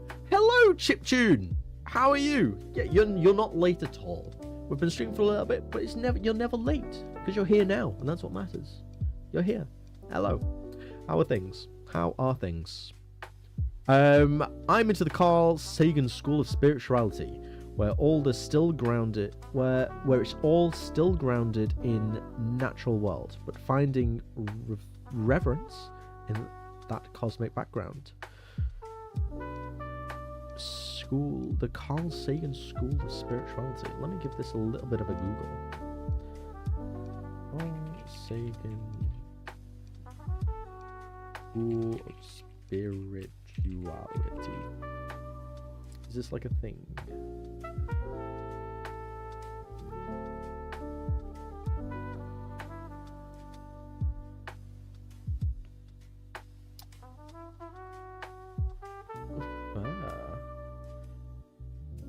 Yeah, like spirituality is a really interesting thing. Very interesting. Because it's an open book. It's one of those things where there is no right answer. You know? It's all about, it's kind of like just self-improvement. It's about you being the best version of yourself that you can be. And I don't think anyone can really like, I don't think you can really say anything bad about that. Like, yeah, it's got a bit of a stigma to it with the whole, like, la-di-da, like, you're off in your own world, you're praying to stones and all that kind of stuff. But, like, when you actually look at the nitty-gritty of spirituality, there's a lot of really, really positive things that can come from it. Like, you can teach yourself discipline through meditation. And there's so many different layers to spirituality. It can be very tricky to do. I believe those $100 are making me happy. Plus, Streamlabs added OBS to their name without OBS's consent, which is coming. Yeah. There was a lot, like, I feel like any time I've ever seen, like, Streamlabs in the news, like, social media news and that kind of stuff, it's never been anything good. Because I remember there was a whole scandal with them or something or other, like, a couple years ago. And it put off quite a lot of people. I can't remember exactly what it was or the details of it. But yeah, that'd be cool. With the Runic Viking screen, I mean, yeah, 100%. Like, I'll play something like God of War, because those kind of games I really, really want to play. Or even like maybe in Assassin's Creed Valhalla. I've not actually played that game. I haven't played a single Assassin's Creed game since. And I guess I played a little bit of Unity, but not really. The last Assassin's Creed game I properly played was Brotherhood. Like, it's been a while, but that was one of my favorite games growing up. Assassin's Creed Brotherhood. Oh, but Assassin's Creed Valhalla seems like my kind of game. Also, there's a bit of inspiration from Assassin's Creed Valhalla and their skill tree system that's gone into Abyssal. Hey, look at that. Like, I definitely use like AC Valhalla as a bit of inspiration here. Functions a bit differently, but yeah, there was bit of inspiration there. But yeah, I'll definitely be playing those kind of games. The thing is, I don't know whether is it fitting for me to like do gameplay sessions on this channel. Like, it's a dev stream. It is a development channel primarily, but I guess like playing games and that kind of stuff is technically like, it is actually research. Like, I don't just play games anymore. Like, I play games with a purpose for the most part. But even if I'm playing games for enjoyment, I'm analyzing things a lot as well. I'm seeing how things happen, what's happening where. If I do this, how will it engage with a certain other thing? Like, there's always a reason. There's always something, an ulterior motive when I play games these days, you know? But do you reckon it'll be something I could do? Or would I have to make another channel? Like Lazy Games, where I play games on that channel, you know? I'm very good at working on some pixel art. How's the stream been going? It's been going really, really well. Well, I guess it depends on the context. I've done like hardly any work again, but it's been going well in the fact that we've been having a really good time just chatting. I'm enjoying it. I'm enjoying it all. I'm enjoying everyone's company. It's been very good fun. It's been very good fun. As a student of occult, of the occult, I find there is some core of truth in all religions. The rest is either commentary, details, or made-up superstition. Yeah, that's something I personally agree with. I feel like religion is a bit of a tricky one. I grew up as a religious person. I did. I grew up in a Christian household. Went to church every Sunday. I used to be an altar boy and everything. Like, I used to practice religion quite a lot. But as I got older, yeah, that kind of faded a lot. I think for me, the reason I didn't follow along with it as much is I wasn't getting answers to a lot of the questions that I had. Or I wasn't getting satisfactory answers, you know? And science and other people were able to provide some answers with context and some evidence behind it. I started to pivot more into like the scientific side of things. And yeah, that kind of the whole, you have to believe it because I said so or because this book said so. I didn't like that so much. The morality and the morals that practicing Christianity taught, for the most part, I agree with. Certain aspects, like obviously honor each other, be kind, all that kind of stuff. Growing up with those kind of morals and being like, just treat everyone how you would want to be treated, and that kind of be nice to people kind of stuff. I still carry that to this day. But the actual religious core, the truth of like, this is how things happened and all that kind of stuff. Yeah, it's not so much for me. Not so much for me. But you do find a lot of religions, as you say, yeah, a lot of religions do follow the same kind of core, but the details and the decoration around it is a little bit different. So I do agree to some extent, yeah. We are the opposite. I'm a believer in Christ. And that is completely fair. That is completely fair. Like, at the end of the day, how anyone approaches, you know, their life, whether you want to choose science, whether you want to be a Buddhist, Christian, anything like that. At the end of the day, as long as it is improving your life in some kind of way, or you feel like it is bettering you as a person or in your life, then who am I to stand in the way and say you're wrong?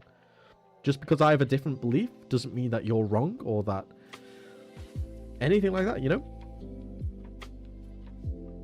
Do you have ADHD/autism?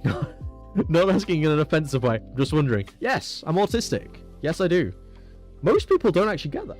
Most people don't pick up on that. But yes, I do. I am autistic. I have Asperger's. Yeah. Yes, I do.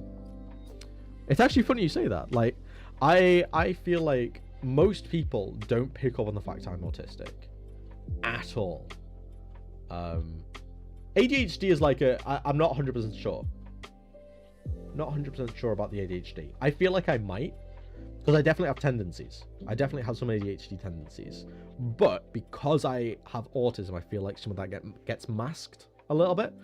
So I'm not 100% sure in that regard. But I am diagnosed autistic and have been for like not that long actually. I got diagnosed just before going to university, so I've only been diagnosed as autistic for like 5 years, give or take. And for context, I'm 25 now, so I got diagnosed quite late. But it's because my younger brother is he's quite heavily on the spectrum. He's got anger management issues, and he's kind of got a younger mentality. He's in the body of like a 24-year-old, but with the mental capacity of maybe like a 12, 13-year-old, I'd say. So a lot of the stuff that fell into place for him, like with regards to routines, all that kind of stuff, it naturally fell in place for me, like living in the house with them, which is kind of half the reason it wasn't picked up that I was autistic until quite late on. But yeah, it's interesting stuff. It's very interesting stuff. And it definitely opened a few avenues with regards to like getting certain help with different aspects of my life. But yeah, I don't feel it really changed anything, because like growing up, I was never diagnosed. Coming to university, I guess it changed things a little bit, but I wouldn't really say it made much of a difference in my life, getting that diagnosis, generally speaking. Yeah, and I feel, because like a lot of people don't recognize I'm autistic, especially in person, because I mask a lot, and I think I'm pretty good at kind of showcasing what people want to see in like a neurotypical person. Yeah, I feel like most people don't pick it up, so it's interesting that you did. It's very interesting. Even though I wasn't a Christian, I don't know if I'd ever mess with the occult. It's going to be a massive balancing effort to making a completely non-linear skill tree. Yes and no. It's designed in a very specific way, such that for the most part, a lot of the abilities that you'll get within the skill tree won't directly unlock new areas. Certain things will be gated in the way of like through bosses and that kind of stuff, but in the game the main things that will actually unlock new areas is if I unpause, is actually these three, for now anyway, these three. So before you get anything else, for the most part, like yes, I could like get the wall jump and then jump straight into getting some of these other ones here, like the shield and the other active abilities. But these other active abilities, anything other than these three main ones, won't directly unlock new areas or provide access. So I feel like I've designed it in such a way that like I can pseudo lock certain things, and the things like some other abilities that are going on that will also potentially gate certain progression, such as like a double jump, which isn't in the skill tree as of yet. I can gate that behind certain other aspects. I can somewhat gate things, but it does also, yeah, like level progression for the most part is going to be what constrains this. But it is going to be a challenge. It is going to be a challenge because it is non-linear, and in the context of a Metroidvania, it's going to be tricky. But the way that it'll generally happen is you'll have, if I load up Paint here, it might be a bit easy to explain. So you've got your level, you'll go through it, blah, blah, blah. And let's say, if I select the white one, this is the boss room. So we've got a skull here.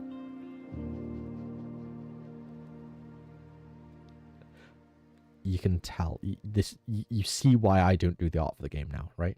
You do see this, right? This is the boss, right? After you beat the boss, you'll get an upgrade point. +1. You'll get an upgrade point.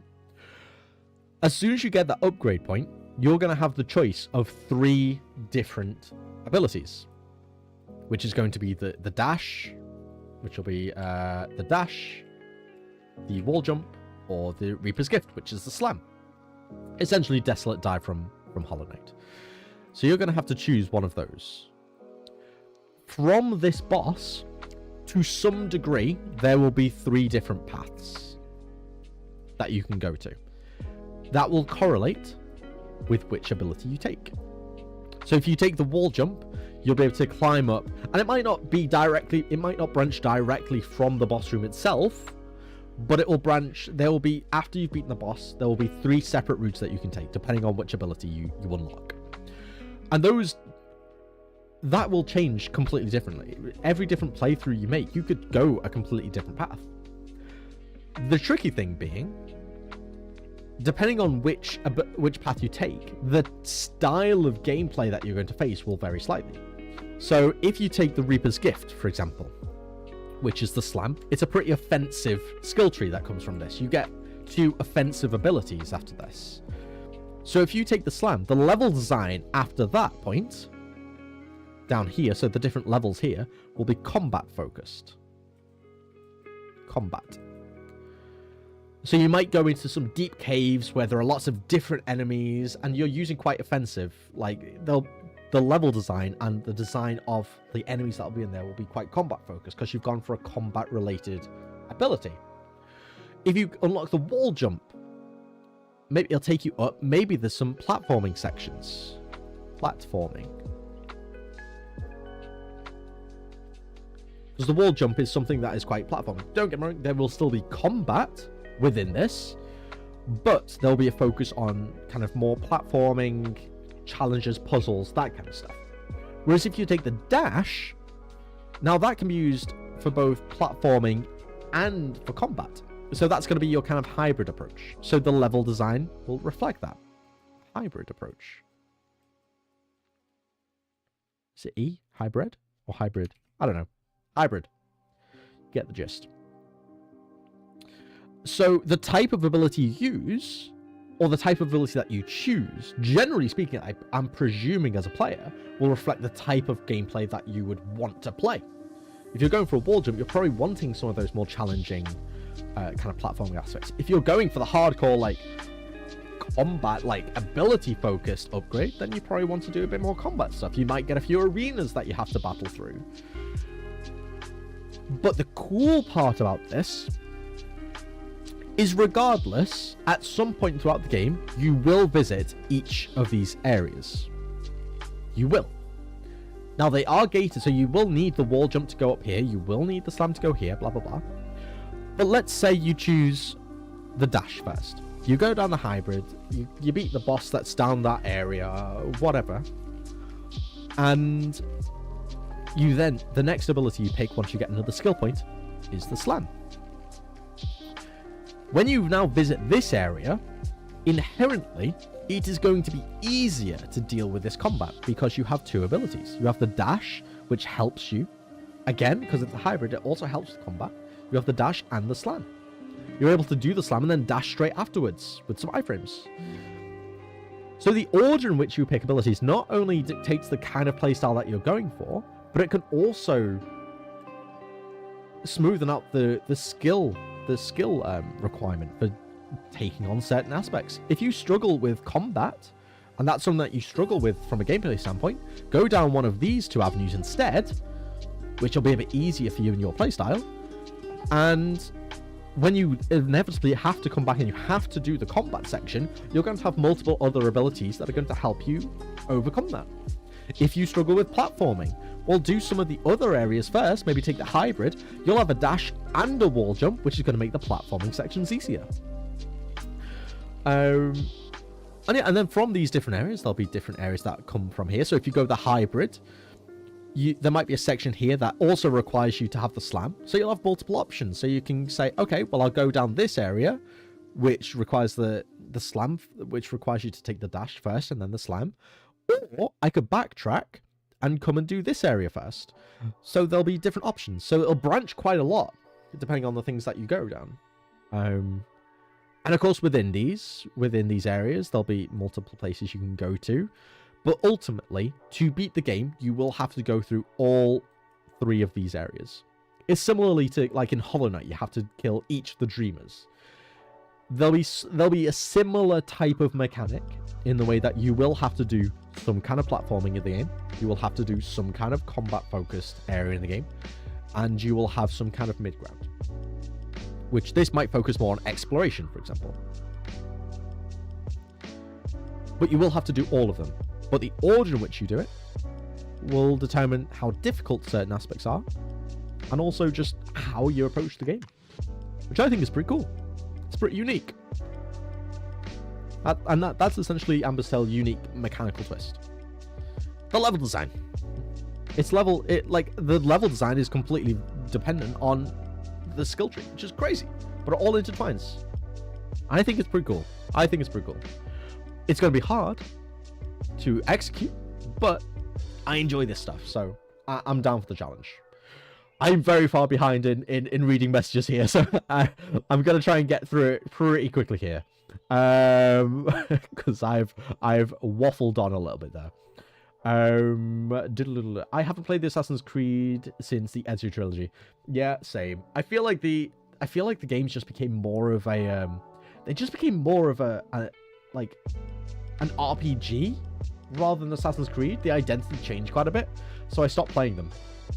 I just felt the quality of the games went down a little bit, and they strayed away from the core of what Assassin's Creed was, so I just stopped playing.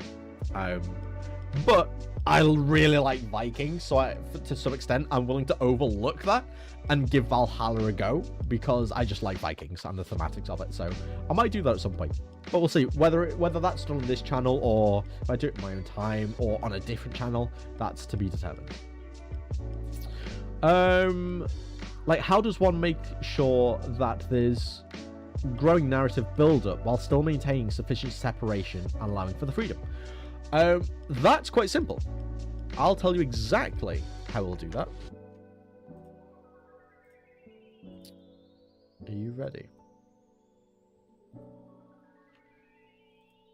Well, 2 things. There are 2 ways. The first thing is, depending on which direction you go, this area will have its own narrative, this area will have its own narrative, and this area will have its own narrative. You're going to break it up.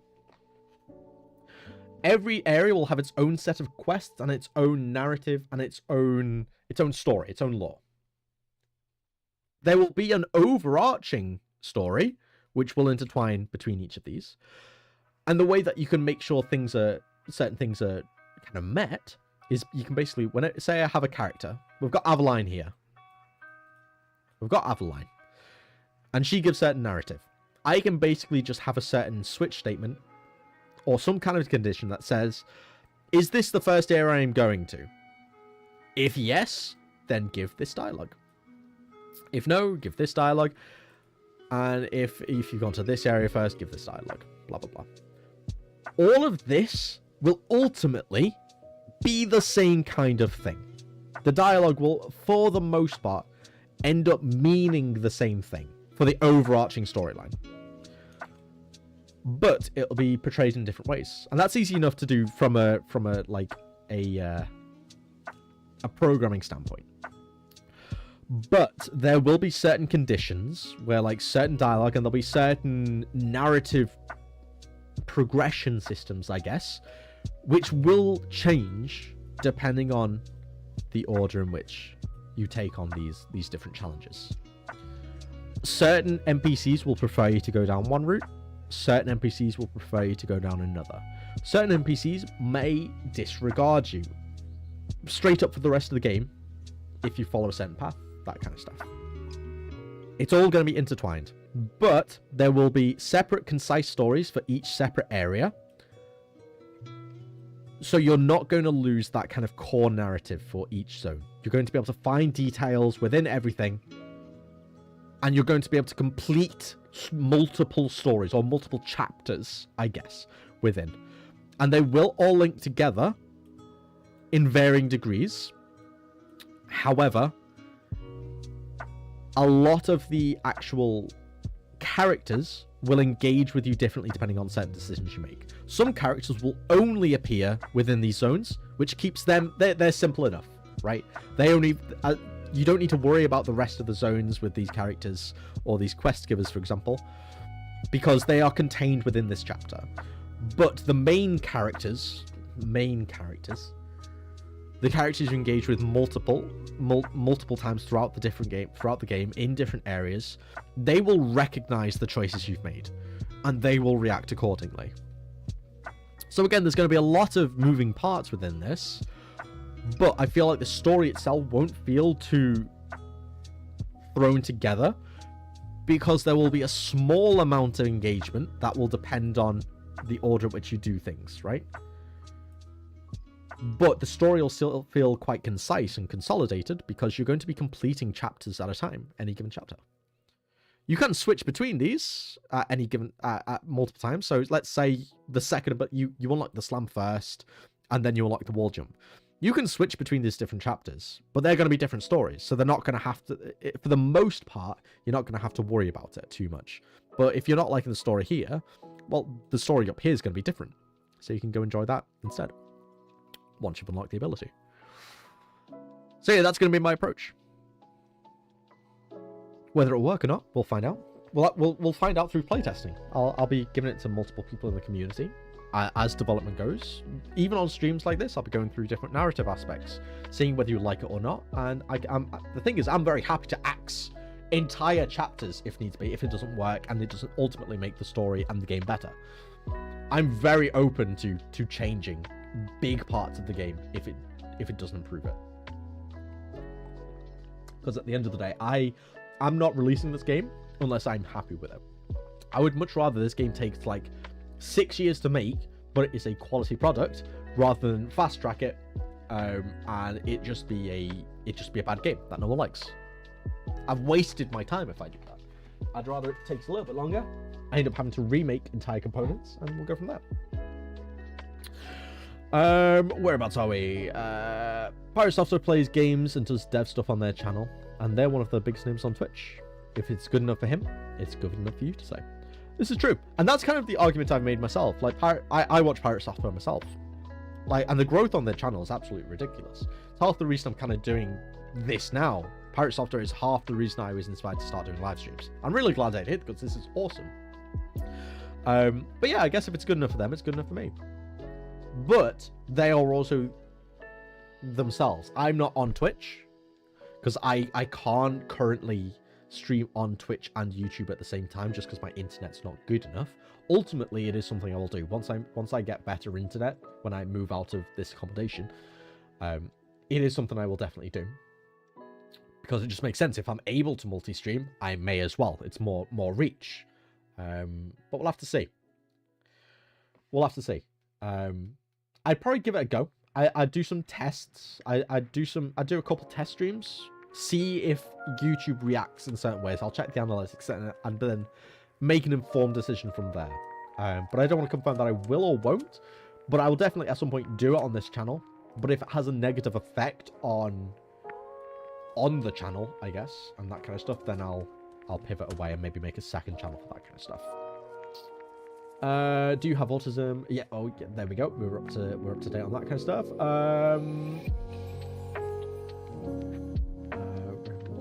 People by design. I respect your right to your opinions. Exactly. Everyone's entitled to their own opinions. Doesn't mean that anyone's right or wrong. We all believe in our own things. Everyone's different. That's what makes the world interesting. If everyone was the same and everyone believed the same stuff, the world would be pretty boring. The fact that we all have different opinions and we're able to, and we're better at different things as individuals, that's what makes the world cool. I've been suspecting autism for myself, but I'm afraid to self-diagnose, and there isn't any resources in Russia about it. Fair. I don't really know how to advise about that, because obviously I don't know what things are like in Russia with regards to that. I mean, my partner's Latvian, and like she lived in Latvia for like 10 years before moving to the UK, and she's suspecting autism in herself as well. But again, she doesn't live in Latvia anymore, so it's hard to say whether things would become easier or not, or whether resources are there to help you. But what I would say is you don't need a diagnosis to put things in place for yourself that may help you. So, for example, for me, one of the things that helps me a lot with my autism is actually just practicing talking to people. I stream. When I was a bit younger, I couldn't get onto a bus because I was so fearful of talking and engaging with a bus driver that I couldn't even ask for a ticket. So one of the things I did was I forced myself to get a job working in a call center, and I worked in a call center for like 6 years. And since then, I've been able to at least engage with people because I built those skills up, you know? At the same time as well, I made sure I took on certain projects. I made sure that every day I went on a morning walk and built that structured routine around myself. Because routine is something that I really struggle with. I use things like Notion. I use things like Trello, Millernote. I plan things out myself. And those things are things that I didn't need a diagnosis for to put into place, but they are actually the things that help me the most with my autism. So I'd say you don't even need to necessarily self-diagnose. If there are resources that will become available to you if you do get a diagnosis of autism, then go down those avenues, have a look. Speak to a GP. That's how I ultimately got there. You can speak to your GP and they can refer you on to the right people. If things are there that can help you, then it could help. But in my personal experience, especially as an adult with autism,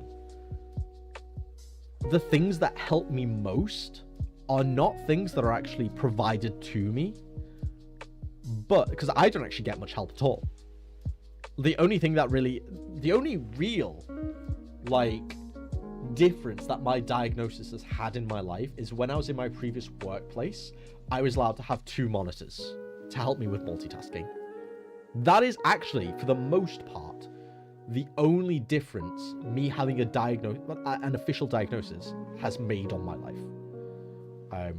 From a practical standpoint, everything else I've done, for the most part, is stuff that's like just I can do myself. I didn't need a diagnosis to approach that stuff. So yeah, I guess it's kind of, you don't need the diagnosis. It's not going to define you in any way. It's not going to change who you are or anything like that. Some people need that. I personally didn't. I can only speak from my experience, but I personally don't think my life would be all that different if I didn't have the diagnosis, because I would still be putting certain things in place that would help me, you know? Some ideas of spirituality really spark my imagination, even if I'm not very religious, especially stuff like Japanese yokai stories and other folklore. Exactly. Like, spirituality is such a broad kind of conversation. And at the end of the day, whether it's something you truly believe in, or you just enjoy reading on, or just invoke inspiration, it's cool. You don't have to believe in something for it to have an impact on your life. I don't believe in a higher power or a god, but the idea of a god being a thing has ultimately had an effect on my life, because I grew up in a church. I grew up doing this kind of stuff. Just because I don't believe in it personally doesn't mean it hasn't had a profound effect on my life, which is pretty cool. It's the same thing with spirituality and all these other things. Anyways, gonna have to drop out of the stream. Unfortunately, gonna have to head to the gym for jiu-jitsu classes. See you all later. Here's to a good stream. They're probably gone now. I am sorry. I should have got there. But if you are still here, if you are still listening, I hope you enjoy your classes and have a very good day yourself. But that was maybe about 15 minutes ago, so I presume they're currently in the class. Oops. I really need to become better at like reading up on things. And just keeping up with the chat generally. So they can train by level progression. That's managed. Yeah, exactly. With regards to all the story and all that kind of stuff. I can maybe stay for another 30 minutes more, and then I'm gonna have to head back to work. It feels bad, man. I mean, to be fair, we're probably not going to be streaming for all that much longer anyway. I did say I'll probably only go until about 5 o'clock, just so I can prepare things for my partner when she gets home. So I'll probably be dipping soon anyway. So I'll try and get through the rest of this, and we'll go through any other questions anyone has. And I think we'll just start to wrap it up, generally speaking. This looks like Splatoon Squid. I haven't actually seen that. Splatoon Squid. Splatoon Squid. Oh, yeah. Is that maybe what, like, the old picture I drew? Yeah, the little skull. God, that was a while ago. Oh, my God. I am really lagging behind here. That's a really good way of to telegraph the abilities. Yeah, I think it's pretty cool. We'll have to wait and see. Until I can actually get a lot more of the level created and go down that kind of stuff, we'll have to wait and see. But yeah. Yeah, I was wondering... yeah, that's what I was wondering. I vaguely threw line for an overarching story, but more self-contained triggers in each region. Yeah, exactly. That's exactly what's going to be going on. Hyperlight Drifters was very interesting, how you could approach the zones in any order, and you understand the story in different ways based on that. Yeah, exactly. That's the kind of approach I'm going for here. There'll be different stories, but how your perspective will change depending on the order that you go through. Not only with the actual narrative itself, but how you actually approach the gameplay itself. So it's kind of two birds, one stone in that regard. Are you familiar with Healthy Gamer? They have a lot of resources on mental health for gamers. Is that who I'm thinking of? Healthy Gamer.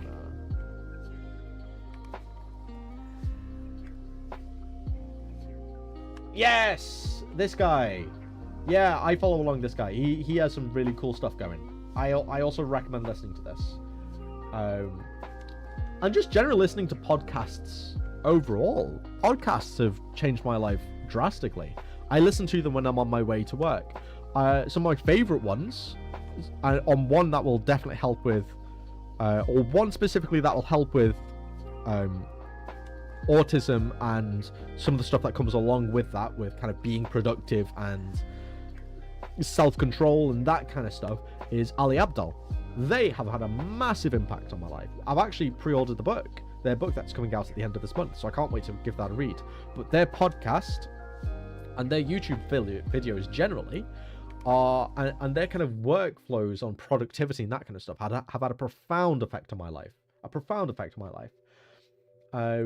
In just keeping me generally like focused, proactive, and overcoming some of the things that autism maybe makes a little bit harder for me. But following their guidance and some of the stuff that they've gone through in their videos and their podcasts have definitely helped in a very big way. A very, very big way. Like, they introduced me to Notion, and I now use Notion on a daily basis to organize my day-to-day life and also my business side of things. So yeah, I'd recommend listening to Ali Abdaal. And then this is maybe a bit less relevant generally, but someone who is a bit of a mentor for me in that kind of parasocial way is Stephen Bartlett, and their book which I've actually got right here.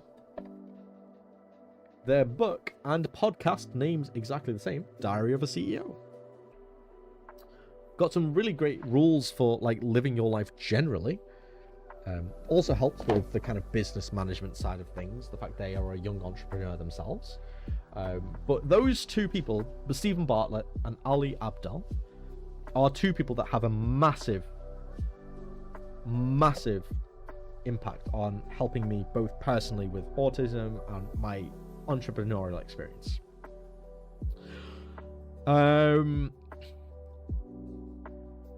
I've never heard of it. I'll save that. Thanks. Yeah, honestly, they're so good. They're so good.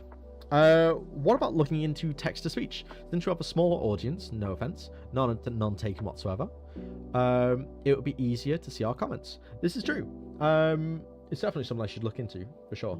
I don't know how I could go about doing that with regards to the fact I'm primarily streaming on YouTube. I don't know if that would have a different effect or whatnot. But it's something I'll look into for sure. If I can maybe transition it, so maybe I can, if I can find a way to multi-stream on Twitch and thingy.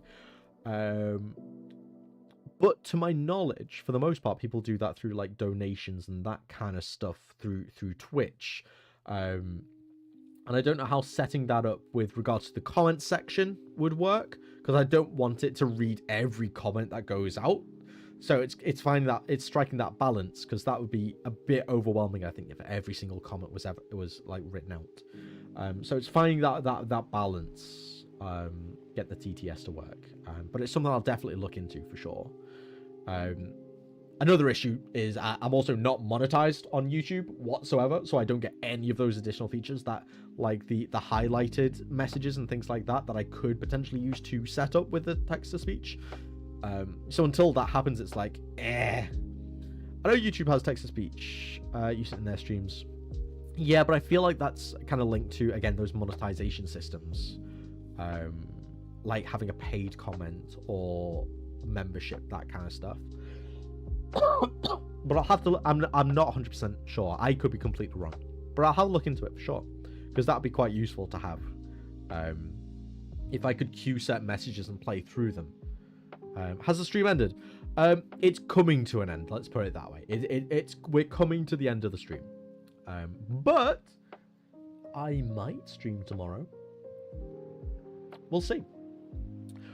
I might also actually just take tomorrow to actually get some work done on the game. Which might be a better option. Maybe I leave the next stream until Wednesday. But we'll have to wait and see. Is there any reason that you can't stream on YouTube? Is there any reason you stream on YouTube and not Twitch? Ideally, I'd want to stream on both. But the reason I stream on YouTube primarily is it's where my audience is. I'm gonna have more engagement right now with the size I am streaming on YouTube than I would if I streamed on Twitch.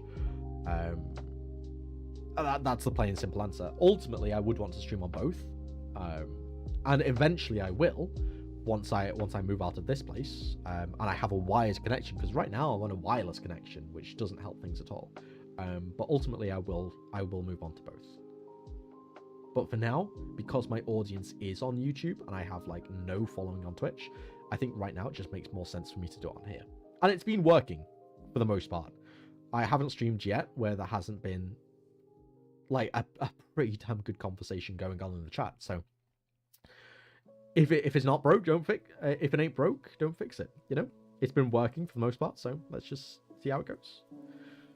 I'll have to bounce now. I was glad to catch the stream and looking forward to catching up on another one soon. Well, it's been amazing to have you here. Thank you very much for joining along, and I look forward to seeing you as well. Again, I don't really know when the next one will be. God, my throat is killing me. Oh, that has made a massive difference already. My throat was so dry. Oh! But yeah, it's been good catching you. I hope to see you soon. The next one will probably most likely be on Wednesday, I think. I don't think I'm going to stream tomorrow. I think it's a good idea for me to actually sit down and actually just do some work tomorrow. So that when the stream comes on Wednesday, you'll actually have something to look at. Which I think will make a big difference. But yeah, I think I'm caught up on messages. I think I've caught up. Epic. Crazy how YouTube recommends me a cool streamer.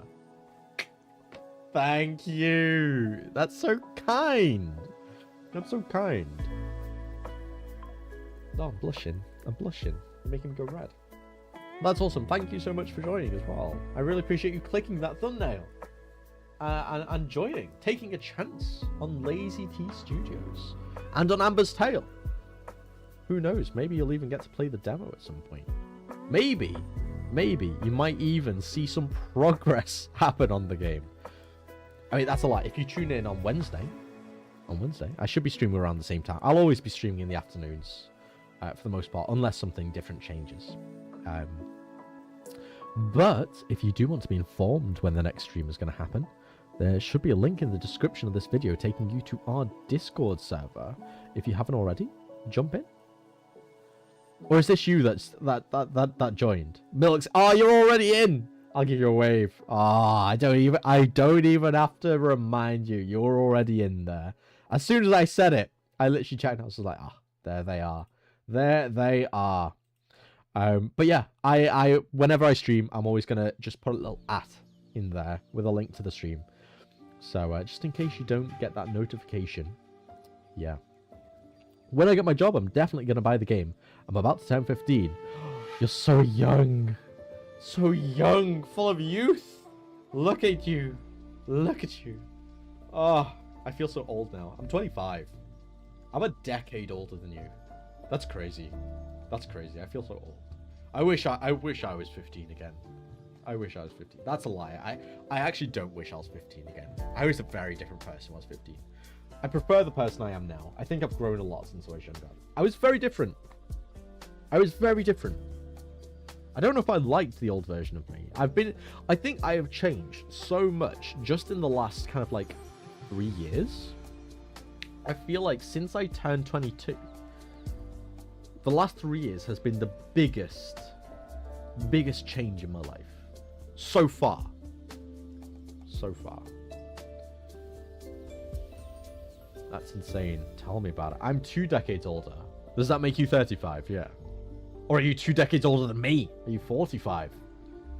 6 years older. Yeah, like I feel like most like of my my audience is actually between the age of like, I think you're actually an outlier, Zig. You're actually one of the younger members of my audience. If I remember correctly. I'm gonna double check this. I'm gonna look at my YouTube analytics. I believe most of my audience are between the ages of 18 and 35. So that statistically makes you an anomaly. Whoa. Analytics. So there's audience. Subscribers. Let's scroll down here. Where does it say? Age and gender. Yeah. I'm not going to show all the analytics just because I'm not 100% sure on the kind of T's and C's of YouTube, but I'll just kind of screenshot it and then show you this very specific part. Age and gender. There we go. This is. Oh no, that's a lie. Ignore that. That is only subscribers from the last 28 days. Let me get all-time subscribers. It doesn't look any different. The percentages are exactly the same, but they're just bigger numbers. Yeah, most of my audience are 18 to 35. You're in this 6.4%.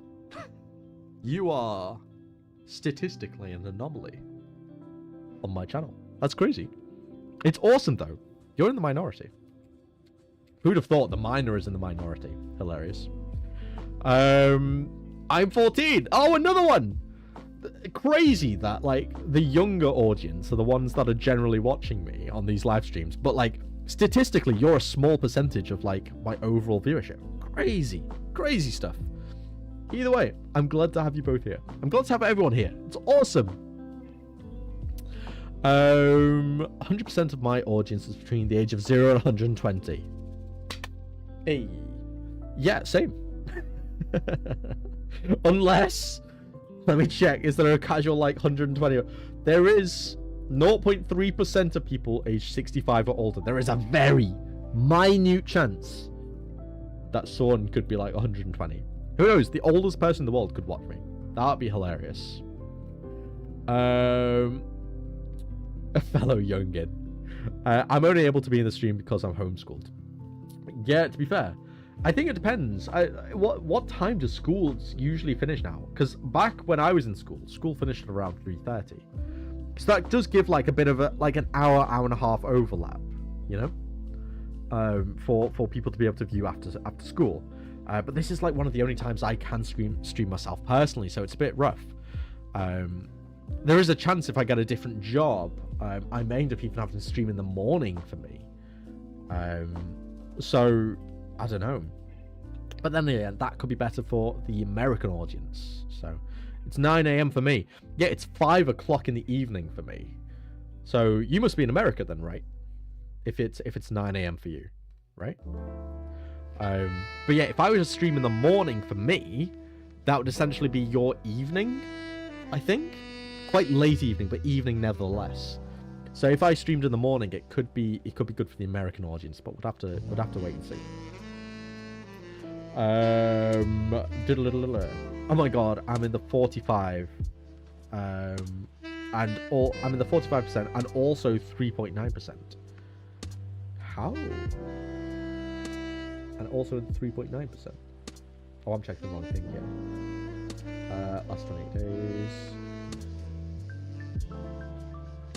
So you're simultaneously 45 and also 18? Or am I just confused? I feel like I'm confused. You have 0.3% boomers in your audience, I see. That's a great way of putting it.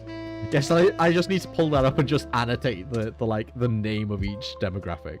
Zoomers, boomers, millennials, and just analyze what percentage of everything. Dynam, hello! Hello, fancy seeing you in my chat again. Crazy! I think you've caught every single one of my streams. That's hilarious. Welcome, welcome. We're actually coming to the end of the stream. I'm gonna be finalizing things over the next couple of minutes. Just coming to the end. But yeah, happy to have you here. I think I think most young people lie about their age for Google accounts. True. That's actually a very good point. I didn't think about that. So it probably is skewed a bit more towards like most people being a bit younger. So yeah, that's a very good point. I didn't actually think about that. But then again, is that going to bring the average down drastically, or maybe just a few percentage points? I'm not 100% sure. But that's a very good point. I didn't actually think about that. I'm actually 246. I'm 247. Damn, we've got some old-aged pensioners in the chat. Very tech savvy for some old ones, aren't you? Look at this. It's 11 a.m. for me right now. Crazy. We've got people all over the globe going on. I want up you. It's 9 a.m. for me. 12 a.m. right now. 12 a.m. It's midnight for you. And you're watching my stream? Crazy. You could be doing better things like sleeping. Mad. But you're still here. If we're counting past lives, I'm about 1,500 years old. Give or take a few decades. Crazy. Crazy. And yet you're here. Yet you're here. Ooh, I'm getting messages. Look at that. Well, I don't have past lives. Yeah, I don't know if I have past lives either. Who knows? Who knows? It would be interesting. It'd be really interesting. It turns out that was actually the case. Maybe we all live in a simulation. And as soon as we die, we wake up in our actual, life. And this was all actually just a game. Kind of like in that episode of Rick and Morty. How crazy would that be? Like, the fact you have lived an entire life. You remember that entire life. But you're, 18 and you're just in an arcade. And you wake up one day from just, living an entire life. That'd be awesome. But also, that would change your life. That would change your outlook on your entire life completely. Madness. Literally a trial run at life. Life the game. Crazy. 5 a.m. Jesus, we've got people all over the globe here. Mad. Yeah, I don't actually know what time is the best for streaming.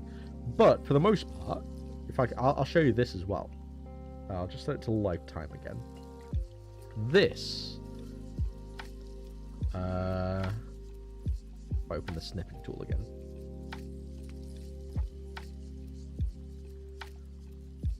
This right here is a graph of where like most the time for my time zone that most people are active. So like between like 1 and 5 ish, well I guess 2 o'clock and 5 o'clock is actually when most people are active on my channel, you know. So unironically, streaming at this time is probably the best for my channel as of right now anyway. Whether that changes as my demographic changes, if my demographic changes over time as I grow, it may vary. But right now, unironically, streaming at this time in the afternoon is probably the best for me. I feel like I stand a better chance of being reached by people if I were to do that, you know? Oh, we're getting some hearts in the chat. Oh, are you in the UK? If so, streaming now is best for US since you're 5 to 8 hours ahead. I am in the UK. Yes. Yes. With my totally spiffing British accent, which is a bit of a mismatch of like all sorts of accents from across the UK. Mad. Got a bit of Scouse. Got a bit of Yorkshire in there. Got a bit of that well-spoken London. My accent's a bit of a mismatch of everything. But yes, I am in the UK. And yeah, like streaming right now, I feel is pretty good because I catch people at the end of like the school day, kind of coming home. The only issue is in the UK, I'm not catching people who are kind of just finishing work, which could, which I'm missing out on a little bit. Do you speak Roadman? No. I mean, technically I can. Because I feel like I do some pretty good accents, but I'm not going to do that. I'm not going to do that. if you want people to speak Roadman, just go to London. You'll get everyone does down there. It's crazy. Oh my god, another British. I'm finding British YouTubers. That's insane. Yeah, I'm British. I'm from the United Kingdom. Hey, my studio partner is from Cambridge. Yeah, I know a few people from Cambridge. Cambridge is beautiful. Very expensive, but it is beautiful. Yeah, got a few friends that live down there. I'm currently in South Yorkshire now, so I'm like right slap bang in the middle of the country. Like pretty much. Like right slap bang in the middle. But originally I'm from Liverpool, so I'm from the northwest. I don't really carry the accent as much though. I don't have that Scouse accent so much. I weaned it out of myself because it's a bit harsh.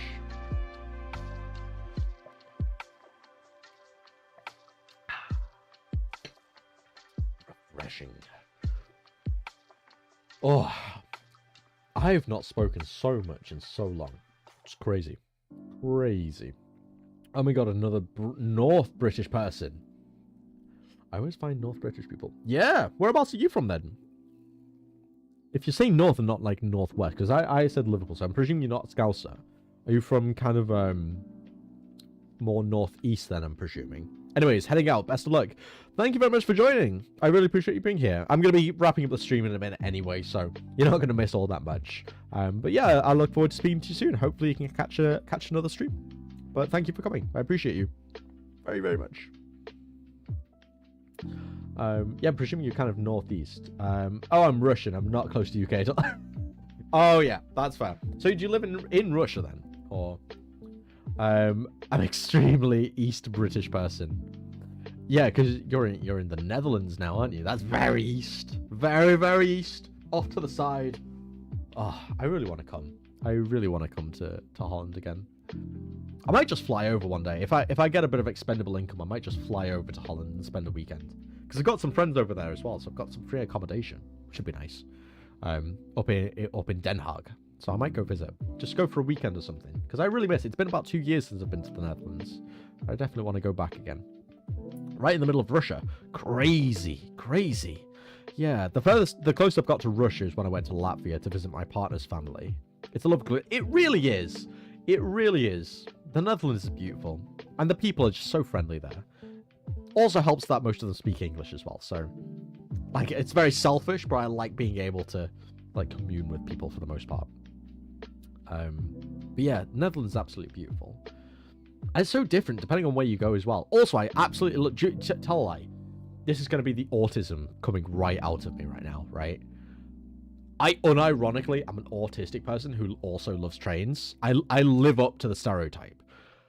When I went to the Netherlands and I saw their double-decker trains, I got so excited. I love your double-decker trains. That was such an invigorating moment seeing those. Amazing. But yeah, as I'll say, the closest I've ever come to Russia was, yeah, when I visited Latvia. I'd love to visit Russia, though. I would love to. I want to visit everywhere. I definitely want to travel the world at some point. That's like a personal goal of mine. I want to travel the world. And I'm actually learning a little bit of Russian at the moment. Naturally, with my partner being Latvian, it's not the easiest thing to learn Latvian. It would also be somewhat pointless because I'd only ever use it to speak to their family. Whereas if I'm going to be learning a language, I'd rather learn something that I can practically use as well. So I'm learning Russian. Very small amounts. I don't speak much at all. But pretty much all of her family speak Latvian and Russian. So I get the ability to speak to her family. But also, practically, I'm just much more likely to be able to use Russian out in the world, generally speaking, rather than Latvian. Because no one speaks Latvian. Like, no one. Russia's worth visiting, and Moscow and St. Petersburg. All the other cities are struggling. Yeah. I think, like, yeah. But it doesn't mean that there isn't any beauty in those cities as well. You know? And sometimes that's where you can find some of the best connections. Like, yes, like the main cities are like great, but I also I really like rural suburbs and things like that. That's where I feel a bit more peaceful. Like the nature is where I find my happiness. I've never been outside America other than Canada. To be fair, that's the issue with being in America. You're very secluded. America, like, there's a lot to visit within America, and like South America and Canada and up there, but you are very secluded from the rest of the world. And that's one of the good things I like about being in the UK. It's quite connected for the most part. Like, I can go to anywhere in Europe pretty easily for the most part, and pretty cheaply as well, is the main thing. So yeah, that's one of the reasons, because I'd love to move to Canada as well at some point. But the moment I do that, I am kind of stranding myself on the island. So yeah, we'll have to wait and see with that one. If you don't know Russian, there's a huge language barrier. Sure, we learn English in schools, but most people know the basics, but not much after that. Yeah, exactly. Which is half the reason I'm learning it as well. Also, just being able to speak another language is just such a really instrumental thing to know how to do. I feel like learning another language, everyone should at some point in their life learn another language. And the thing is, most countries do, but the UK like really lacks on that, because we're quite selfish in the way that like we just go and do something that most people will speak our language because it's the most widely spoken language. That's not necessarily the most spoken language, but the most widely spoken language. So British people are quite selfish in a way that we don't have to learn another language, where, especially with European countries, most European countries and most European people will know multiple languages. And quite often, English ends up being that second language. Because it was the same with my partner. When she moved over to the UK, she didn't speak a lick of English. She learned it. And now she's fluent English as well. But she's like one language off being a polyglot. Like, she speaks fluently Latvian, Russian, and English. So she's trilingual right now. But she's also learning German now, so as soon as she's like fluent in German, she's going to be a polyglot. Which is incredible. Incredible. She's so talented. So talented. She honestly inspires me so much, my partner. She's awesome. I'm just an exception that knows English pretty well. Yeah, to be fair. Like, it's a really commendable thing. Like, honestly, I cannot wait to be fluent in another language. Whether that be German or Russian, depending on which one I pick up a bit easier. For the realistically, it's probably going to be German, but that's also because I kind of want to move to Austria at some point. So I feel like knowing German's probably a bit of a priority for me. But being able to speak to my partner's family is also very important as well. So knowing those basics of like just how to have that like basic conversation. How are you? How was your day? What's new? That kind of stuff. but like Russian is such a different. It's hard. It's hard for an English speaker just because everything's so different. You've got a different alphabet, different grammar, different sentence structures. But I really like a lot of those aspects, like the fact you don't have the word there. Like, you can say so much in like fewer words, and I like that. Like, this is a doctor. It's 4 words, but in like Russian, it's "eto doktor." You know, 2 words. You've half the amount of words, but said the same thing. It's great. I love that. It's efficient. My autism really likes it. All about efficiency. In the Netherlands, you have to learn either German or French, and you get both for 3 years. Oh, interesting. Interesting. Because most Dutch people that I know, for the most part, they all speak English, don't they? And a bit of Dutch, like Dutch German. But either German or French. So is English the primary language of the Netherlands, and you learn Dutch German separately, or is like Dutch German the primary language and most people just also speak English? How does that work over there? I'm not 100% sure on how it goes. Oh yeah, obviously we all get taught English, but we take that for granted. Mad. So do most people speak Dutch and English and then also learn German and French? Is that how it works over there? We all speak Dutch. That's crazy.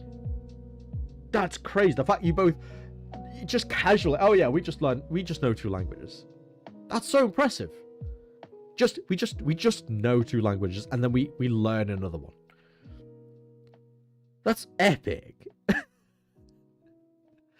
That's epic. Something I noticed is that recently more and more people are starting to say partner instead of girlfriend, boyfriend, husband, and wife. I wonder why. I mean, I could name a few reasons, to be honest. America and woke culture generally is probably a big part of that. Using gender-neutral terms overall is becoming quite a prevalent thing, especially on social media. That's not personally the reason I do it. I do respect people's pronouns and all that kind of stuff. But the reason I say partner is with me and Diana, it feels like we're so much more than just girlfriend and boyfriend, but obviously we're not married and we're not engaged. So it's like, it's that kind of mid-ground. She is so much more to me than just a girlfriend, but I can't call her my fiance or wife yet. So I call her my partner. It feels a lot more official, if that makes sense. That's why I call them that. Like if I bring it up in conversation and say, "Oh, my girlfriend," or if I say, "Oh, my partner," just feels a lot more solid, I guess. Yeah, I think that's what it would be. But yeah, woke culture and generally using gender neutral pronouns for the most part is a big reason as to why partner is used rather than girlfriend, boyfriend, husband, wife, because for a lot of people those words just don't fit, and it can be a little bit complicated sometimes. So just using an overarching or umbrella term of partner just makes things a bit easier sometimes. We did start Dutch, which we all have. Then we usually start learning English in primary school, and then in secondary school we become fluent in English and start learning either French or German fluently. That's mad. So are most people in Holland, are most people trilingual? I guess for the most part, I'd say that a large proportion are going to be bilingual, aren't they? But are you saying that most people at some point in Holland end up being trilingual? Because if so, that's so impressive. I might need to move to Holland. If I ever have kids, we'll be moved to Holland. That's just necessary. Because the thing is, right, if I ever do have kids, let's say in the hypothetical world, I have kids with my current partner, they will have to be at least bilingual. Because they'll need to learn English so they can communicate with my family. and I'll have to be able to speak Russian or Latvian to speak with my partner's family. So, like, if you want to engage with both sides of the family, they will have to be bilingual. And then if we do follow through with our ultimate plan, which is probably to move to Germany, Austria, probably have to speak German, Austrian. Say, like, you can get away with just knowing German there. So our kids might potentially have to be trilingual just to get by, which is crazy. But yeah, that makes sense. I guess if we move to Austria and we committed to learn German, we'd probably put one of the other languages on the back burner. Most likely English, I guess. I don't know. It depends on the situation, what goes on. Yeah, that kid would have a hell of a time. Tell me about it. Naturally, one of us are always able to translate, so there's always going to be that kind of barrier there. But yeah, if we lived in Austria, ultimately our kid would have to have some working understanding of 3 languages, which is a lot. As would I and my partner. But considering currently I know English and only English, I've got a lot of learning ahead of me, which I'm down for. I'm up for it. Most people in the world know 2 languages. It's just English speakers who only know 1. Exactly. Like, we're selfish in that regard. It's crazy. Most people, especially in European countries, will know multiple languages. We are just lazy. We don't force enough, which is rough. Like, that's one thing that it kind of upsets me a little bit, a little bit. Like the fact that I didn't, especially in my younger years, really commit to learning another language. Because it's so much easier when you are younger to learn that language. It becomes a bit harder the older you get. That's why I'm really putting a lot of effort into learning another language now.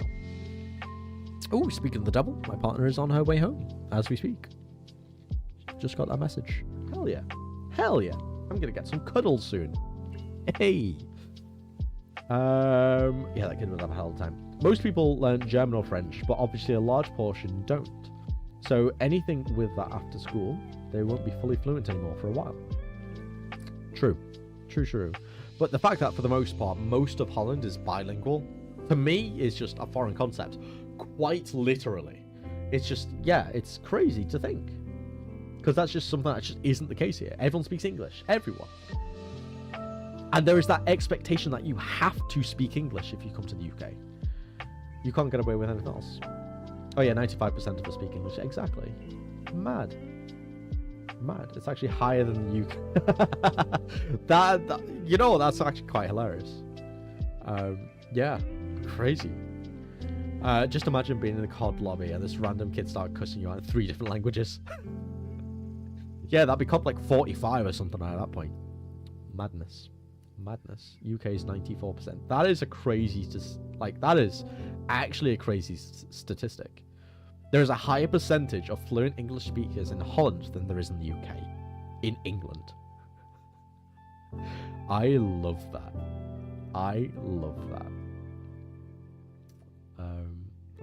Alrighty. I think, given the fact my partner's on her way home, it's been a pretty successful stream. I have to leave it at least 40 seconds because then we'll hit the 3-hour mark. But I am going to leave it here for the stream. I'm going to call it a day. It's been absolutely amazing speaking to you all. I've had such an amazing time. As per usual, I've really enjoyed these streams. I'm definitely going to be keeping it up. As I said, it's probably not going to be tomorrow that happens, as I should probably get some work done. So, in fact, if you want to, you can hold me accountable for this, right? I'm going to do some work on this tomorrow. So, and I will most likely stream on either Wednesday or Thursday. Most likely Wednesday. If you're able to, join the stream again on Wednesday or Thursday. And hold me accountable to the fact I will have had to have done some work tomorrow. And it's level design stuff, so at the very least, I should have a lot more of this at least planned out, and or have the scenes plotted on this. How about that? So I will let you hold me accountable to doing some work on the game. Glad to hear you're enjoying stream a lot, but be careful to pace yourself, otherwise you'll burn out very quickly. If it's anything like this, I don't think I could. To some extent.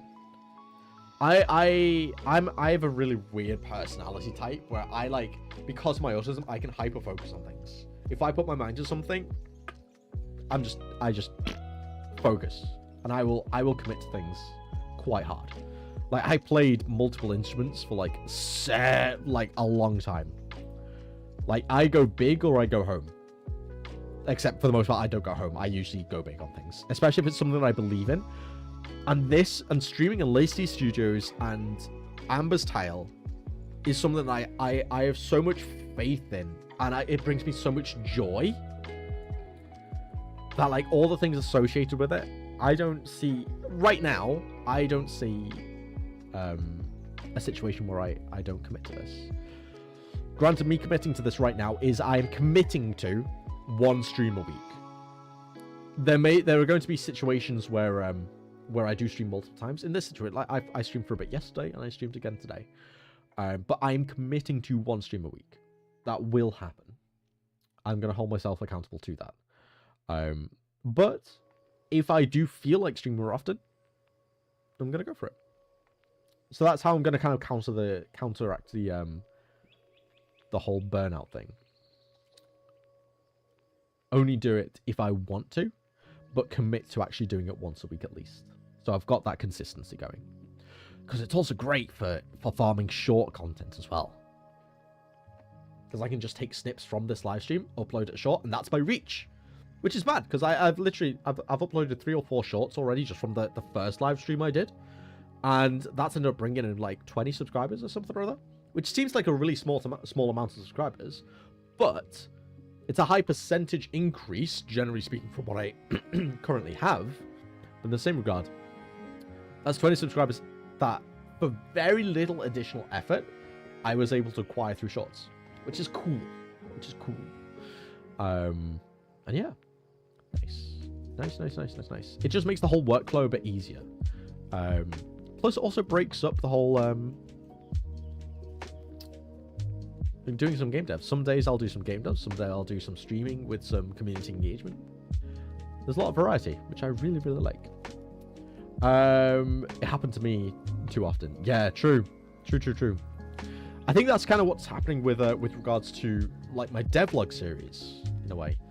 Like, I don't know whether I'm going to maybe pivot more towards live streaming and have maybe less formal devlogs, because I feel like my reach is kind of the same for some devlogs or streaming. It's something I'm going to have to find the balance. But I'm still committing to one devlog a month, but I'm keeping them generally shorter. I'm focusing on like 5-minute devlog videos for my long form content, just so I don't have that burnout, because it takes quite a while to get that. But I'll be summarizing a lot of the stuff that I'm doing in these live streams anyway. Yeah, hyperfocus can backfire sometimes. Exactly. True. So it's something I do need. I need to channel. I need to channel my hyperfocus into the game development rather than the live streaming aspects. But we'll just take it as it comes. I'm a pretty self-aware person generally, I feel. So if things need to change, then I'm happy enough to do that.